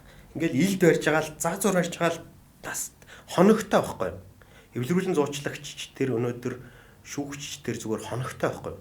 Би энэ нэхэмжлэлийг тэдэн сарын хугацаанд тэд хоногийн хугацаанд шийдэх ёстой. Би шүүгч. Над дээр 150 хэрэг байна. Энэ сар шийдэгдэх ёстой. Би чамтай ингээд 5 цаг, 7 цаг сууж ярилцаад ганцаарчлаад чиний айдас, чиний эмгэг, чиний өвдөлтийг ойлгоод энэ эмэгтэй өвдөлтийг ойлгоод та хоёрыг дунд нь ингэж чадах уу? Чадахгүй шүү дээ. Цаг хугацаанууд маш бага шүү дээ. Би зүгээр л үйлдвэрлэлийн ажил. Хүмүүс ихэвчлэн бас нэг ингэж ойлгоод байдаг. Шүүхтэр очиод зөв буруугаа хэлцүүлнэ гэж ойлгоод байдаг. Тэнд бол зүгээр л таслах тий. Шүүн таслах ажил л хийн. Тэрнээс зөв бурууг нь миний дөө чи алдаад байна ингэж болдог. Тэрийг хэлэхгүй шүү дээ. тухайн тэр баримтан дээр тулгуурлаж гарч байгаа тасалтууд л явж байгаа байхгүй тий. За бид хоёр өнөөдөр бол баг 2 цаг хугацаанд ярилцсан байна. Тэгээд өнөөдрийн ямар ч яриан дээрээс гэр бүлийн энэ зүйлүүдийн талаар би бол заавал ярих ёстой маань гэдэг энэ үнцгийг бол гаргаж иж подкастнда та нэг өнөөдөр өөрөж оролцуулж байгаа. Тэгээд надад зөв өнөөдөр бас тодорхой хэмжээний алдсан зүйлүүд байгаа юм байна. Яг ингээд уг нь бол маш сайнараа би хичээж байгаа хэрнээ яг таны яриануудыг сонсоход дөнгөж яриа эхлэхэд л хэлсэн шүү дээ. Би угаасаа л нэг ийм хүнгээ технэр та хэлчихэд идэг алдаа байна. Тэгээд таны бас түрүүний хэлсэн амар том алдаас надад байна тийм ээ. Хаяа санаандгүй болон санаатай байдлаар бухимдгаараа ч юм уу. Би одоо ингээд манай яг гэр бүлийн харилцаан дээр ч юм уу те одоо чи нэг одоо би хүүхдүүдэд дандаа авч чи ингэмээрэн тэгмээрэн гэхээр уг нь би чадлаараа авдаг. Манай хоёр хүүхд хоёулаа аавдаа амар хайртай. Тэгэнгүүт ахаад жоохон тийм хүмүүс хүсэж байгаа юм л да. Тэгэнгүүт би тэгж хэлдэг байхгүй яг айгүй буруу зүйл хэлдэг байсан маань. Би ингээд мөнгө олж байгаа тий. Энэ бол гэр бүлийн хэрэгцээ. Одоо энэ зээл мэйл зөндөө юмд хэрэгтэй. За тэгэхээр чи бол яг хүүхдээ одоохондоо харж байгаа. Тэгээ хүүхдээ хоёрноос өрхөн ажил хий. Би бол ажил огт хийхгүй гэж бодож байсан чи ажил юу нь бас хийсэн дээр юм байлээ. Тэгэхгүй яг нийгмийн харилцаанд жоохон насаад ирэхээр бас хэтэрхий яг ингээд намайг хүй хай гэх нь жоохон нэмэгдээд байгаа юм шиг санагдаад идэг. Гэхдээ манай хүний харилцаа бид хоёрын харилцаа бол яг 50% явдаг юм байна. Тэгээд яг юун дээр болоод байгаа болохгүй байгаа өнөөдөр би бас өөртөө бол айгүй гоё дүгнэлт хийгээд танаас бол айгүй гоё зөвлөгөө авсан юм шиг л тийм гоё мэдрэмжээр яриа өндөрлж чинь. Тэгээд танд ямар ч маш их баярлалаа. Тэгээд яг өнөөдөр манай дугаарыг үзэж байгаа хосууд ч гэсэн яг нэр таны сая сүүлд басан нэг ярьсан үнцгийг бас айгүй гоёор ойлгож авлаа л да. Нэр яагаад урдсан сэргийлт гэдэг зүйлийг бидний гэр бүлийн энэ харилцаан дээр яагаад бодоогүй юм бол тий. Тан дээр ч гэсэн дөнгөж нийлж байгаа хосууд ч гэсэн гоё очоод анханасаа гоё зөв харилцааг үүсгэх юм бол тэр дараагийн алдах асуудлуудыг өөрсдөн дээрээ байлгаж болохгүй мэн гэдгийг таны одоо таны зөвлөгөөн дээрсэн та алдсан хүмүүсийн талаар бас кейсүүд ярьдаг бах тий. Тэгэхээр бид нар яагаад нэр энийг алдахаас өмнө өнөөдөр очоод маш бага алдаатайгаар амьдарч болох боломж байгаад байгаа байхгүй. Тэр зүйлийг л яг дөнгөж нийлж байгаа хосууд байвал илүү гоё хамт удаан амьдармаар байвал бас яг гэр бүл судлаач дээр очиод гоё зөвлөгөө авч болох юм байна. Тэгээ өнөөдрийн яриан дээрээс маш гоё олон зүйлүүдийг та тунгаасан баг. Мэдээж гэр бүлийн харилцаа бол эрэгтэй эмэгтэй хүний үүргийг бол маш сайн ойлгоод авчвал маш гоё хүлээцтэй ярилцдаг байвал угаасаа хүн болгон хин хинтэйгээ очоод удаан хамт амьдрна гэдэг чинь тэгээд бас хэцүү асуудал шүү дээ. Өөр орчинд өөр зүйл байгаад ирсэн хүн тэнд нэг орон твтээд нэг тогооноос хоол идээд нэг орчин уур амьсгалаараа амьдрна гэдэг бол угаасаа энэ бол бас хэцүү зүйл ахгүй. Тэгэхээр тий хүн болгон 2 удаа амьдарч байгаа биш анх удаа амьдарч байгаа болохоор алдах хэрэг тэр хүнд байна. Гэхдээ алдаанаасаа суралцах зүйлүүд бол маш их байгаа юм байна гэдгийг ойлгож авлаа. Тэгээд танд бол маш их баярлалаа. Тэгээд таны зөвлөгөөнүүдийг сошиал дээр би бас нэлээд харж зөвлөгөөнүүдийг хардаг. Тэгээд өнөөдөр бол бичлж одоо тантай анх удаа хоёул өмнө нэг ивент дээр уулзж байсан тий. Тэгээ би тань дээр яг тэн дээр танилцчаад яг таныг подкастт орондоо гэж одоо салж ирсэн бол хоёул өнөөдөр энд суугаад ажил хэрэг болгоо гоё сууж ин. Тэгээд та ч гэсэн маш олон хүмүүст маш гоё буянтай ажил хийж байна л да. Гэр бүлийн талаар тэр хүмүүсийн ирээдүйн талаар маш олон гоё зүйлүүдийг ярьж байгаа. Тэгэхээр олон хүмүүс тантай зөвлөгөө авч тэр хүмүүсийн таны өнөөдрийн яриаг сонсоод манай одоо зөвлөгөө авдаг мондөг хүн сууж ин да гэж таныг харж байгаа байх. Та ч гэсэн ажилдаа үнэхээр гоё дурлцсан хүн байна. Ер нь ярьж байгаа ярианы өнцгнөөс ахуулаад шал өөр байна л да. Тэгээд яалтчгүй гоё танаас нэг юу лээ мэрэгчлэн үнэртдэг гэдэг шиг танаас л бүр яалтчгүй тэр зүйл бол надад мэдрэгдлээ. Тэгээд тантай холбогдох тэр пэйж хуудас зүйлүүдийг би мэдээж тэн дээр тавьчихна. Тэгээд маш олон хүмүүс тэн дээр санал сэтгэлээ үлдээх байх. Та бас орж комментуудаа хараарай. Таны тэгээд цаашдаа ажилд амжилт хүсье. Галала. Би бас ингээд янз янзын инфлюенсерүүд, янз янзын хүмүүс янз янзын ажлуудаа хийж байгаа тий. Гэхдээ нэгдүгээрт эрүүл мэндийн салбарт, хоёрдугаарт залуу, гуравдугаарт эрэгтэй хүн ингээд хийж байгаад би үнэхээр баяртай байгаа. Эрэгтэй хүний асуудлыг хардаг хараа нэг өөр.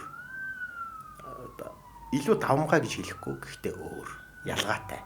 Тэгэхээр энэ хоёр хоёулаа л өөр. Бүр хүүхдэд мажор өнгөний хоолой буюу эмэгтэй хүний өндөр өнгөний хоолой нам давтамжтай эрэгтэй хүний хоолойг сонсох хүртэл өөр үр дүн үзүүлдэг. Тэгээ би чамаар Үнэхээр миний бахархдаг одоо ирчүүдийн нэг би бол одоо ингээд айгүй өлөн нүдтэй болсон шүү дээ.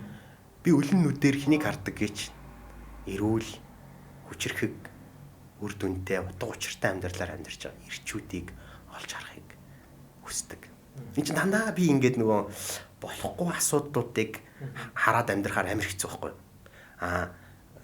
Би өнөөдөр дэлхийгээс ч тэр Монголоос ч тэр эрүүл сайн явж байгаа ялангуяа ирчүүдийг олж харж иж миний сэтгэл баярлдаг. Би тайвширдаг, надад урам зориг те эсвэл би бас ингэж суралцъя гэдэг ийм сэтэл төрдөг. Гэр бүл судлаачид илүү бис олон болоос тэр дотор чанартай хүмүүс нь бас их байгаасаа гэж бодож байна. Тэгэхгүй хүн болгон тэрийг хийгээд байх өгөгдөл бас хэцүү байх. Тэгэхээр яг цаанаасаа энд өгөгдсөн заяагцсан хүмүүс гэж хэд хэдэн хүн байна л да. Яг надад бодогдож байгаа тэр хүмүүсийн дотор бол та бас мэдээж маш өндөр байр суурь эзлээ явж байгаа.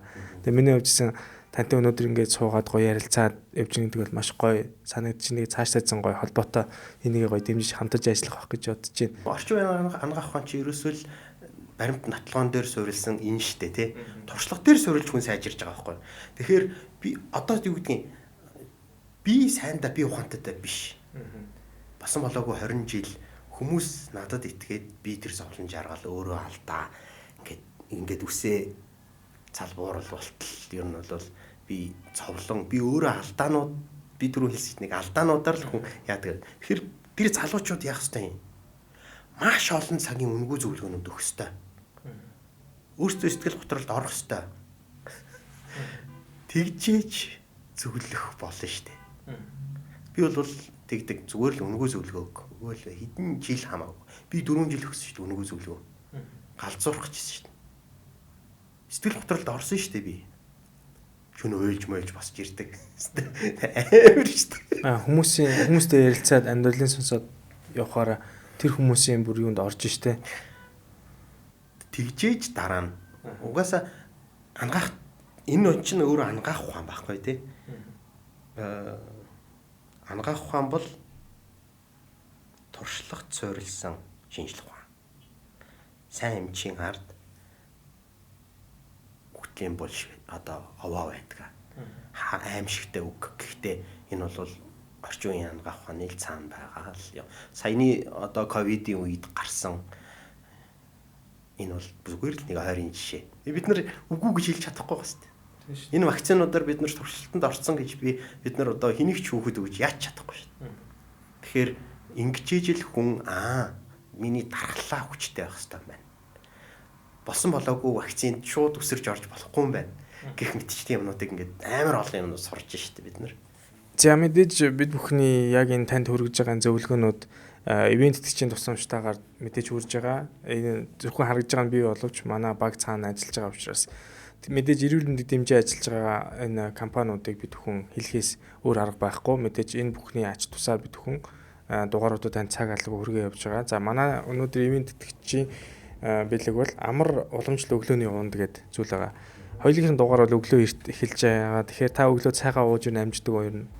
Ихэвчлэн амжидаггүй дээ. Амждаггүй. Тэгэхээр танд бол яг нүдээ олсон бэлэг байна. Тэгэхээр энэ 10 гурил байж байгаа. 10 гурил ч өөрөө ялангуяа өглөөний хоол одоо ходоод гэцэг маш зөвөр эхлүүлж идэг. Эслэг маш өндөртэй. Тэгээд хэрэгцээтэй витамин, амин дэмүүд маш өндөр байгаа. Тэгэхээр би ч гэсэн өглөө ер нь бол одоо болохоор би бас сурж байгаа учраас өглөө 6 цагт босдог тийм хвчлэр орсон байгаа. Тэр өглөөрт босоод маш хурдан л зогсоолын асуудалтай холбоотой гэрээсээ гарч эмнэлэг дээр очиод нэг цаг чулгоо наан очдөг нэг юм ажилтай. Өглөө босоод хоол унд хийгээд байх үнэхээр зам байхгүй. Тэгээ хаяа яг хонсон хоолоо маш зөв стандартаар нь хадгалаад маш цөөхөн хоногтол тэгж авч явж байгаа. Бусад үед бол яг энэ амар өглөөний ундыг өглөө би хэрэглээ явж байгаа. Өглөө яг өндөө шүдэ уугаал, усаа уугаал, ашигтай бактери аваад тэгэл гар явцдаг. Тэгээ машинд би яг явж явах замдаа 100-аас 150 мл халуун усантай эндээс энэ дотор болохоор 5-6 шиг байгаа. Тэгээ тэрийгээ зүгээр задлаад дотор нь чинь зөвхөн 10 гурил биш дотор нь өөр хэрэгцээтэй маш олон нэгдлүүд байгаа. Та хэрэглээд үзээрэй. Энэ СИВ-ийн бүх салбар дээр зарагдж байгаа учраас бид нар яг ихүүд багууд гэж ярьж байгаа энэ хоёр дээр нэг хөнгөн мэдмээр санагцсан үедээ ч юм уу хэрэглэж болно. Би бол өглөө болгон яг энийг тогтмол хэрэглээд байгаа. Тэгээ өтгөн ч гэсэн маш гоё гардаг. Ходоод гизэг ч маш гоё цэвэрлэдэг зүйл байгаа. Дотроо ээзгийтэй болон цангис чимс тэгээд ийм хоёр төрөл байгаа. Та хэрэглээд үзээрэй. За баярлалаа. Ёстой их гялайлаа. За тэгээд манай ширээн дээр бас байгаа та бүхэн анзаарч байгаа Vitafit компани Pearl гэдэг ус байгаа. Тайган сов гэдэг ус. Энэ нь болохоор Булган аймгийн Хангал сумын одоо Хангаа нуранаас ундарч гардаг маш гоё эрдэслэг ус. Дээр нь ямар нэгэн байдлаар нэмэлт юуч байхгүй. Яг байгалийн цэвэр ус гэдгээрээ давуу талтай. Тэгээ энэ ус болохоор бас нэг том давуу тал нь юу гэхээр одоо дэлхийн усны ийм экспо уралдаанууд болт юм байна. Тэн дээр мөнгөн медалийг хүртсэн. Тэгээд тэр яг Майкл Масчик гэдэг доктор байдаг юм. Тэр нь тэгээ бүр гайх сонирхож асуусан гэж аахгүй.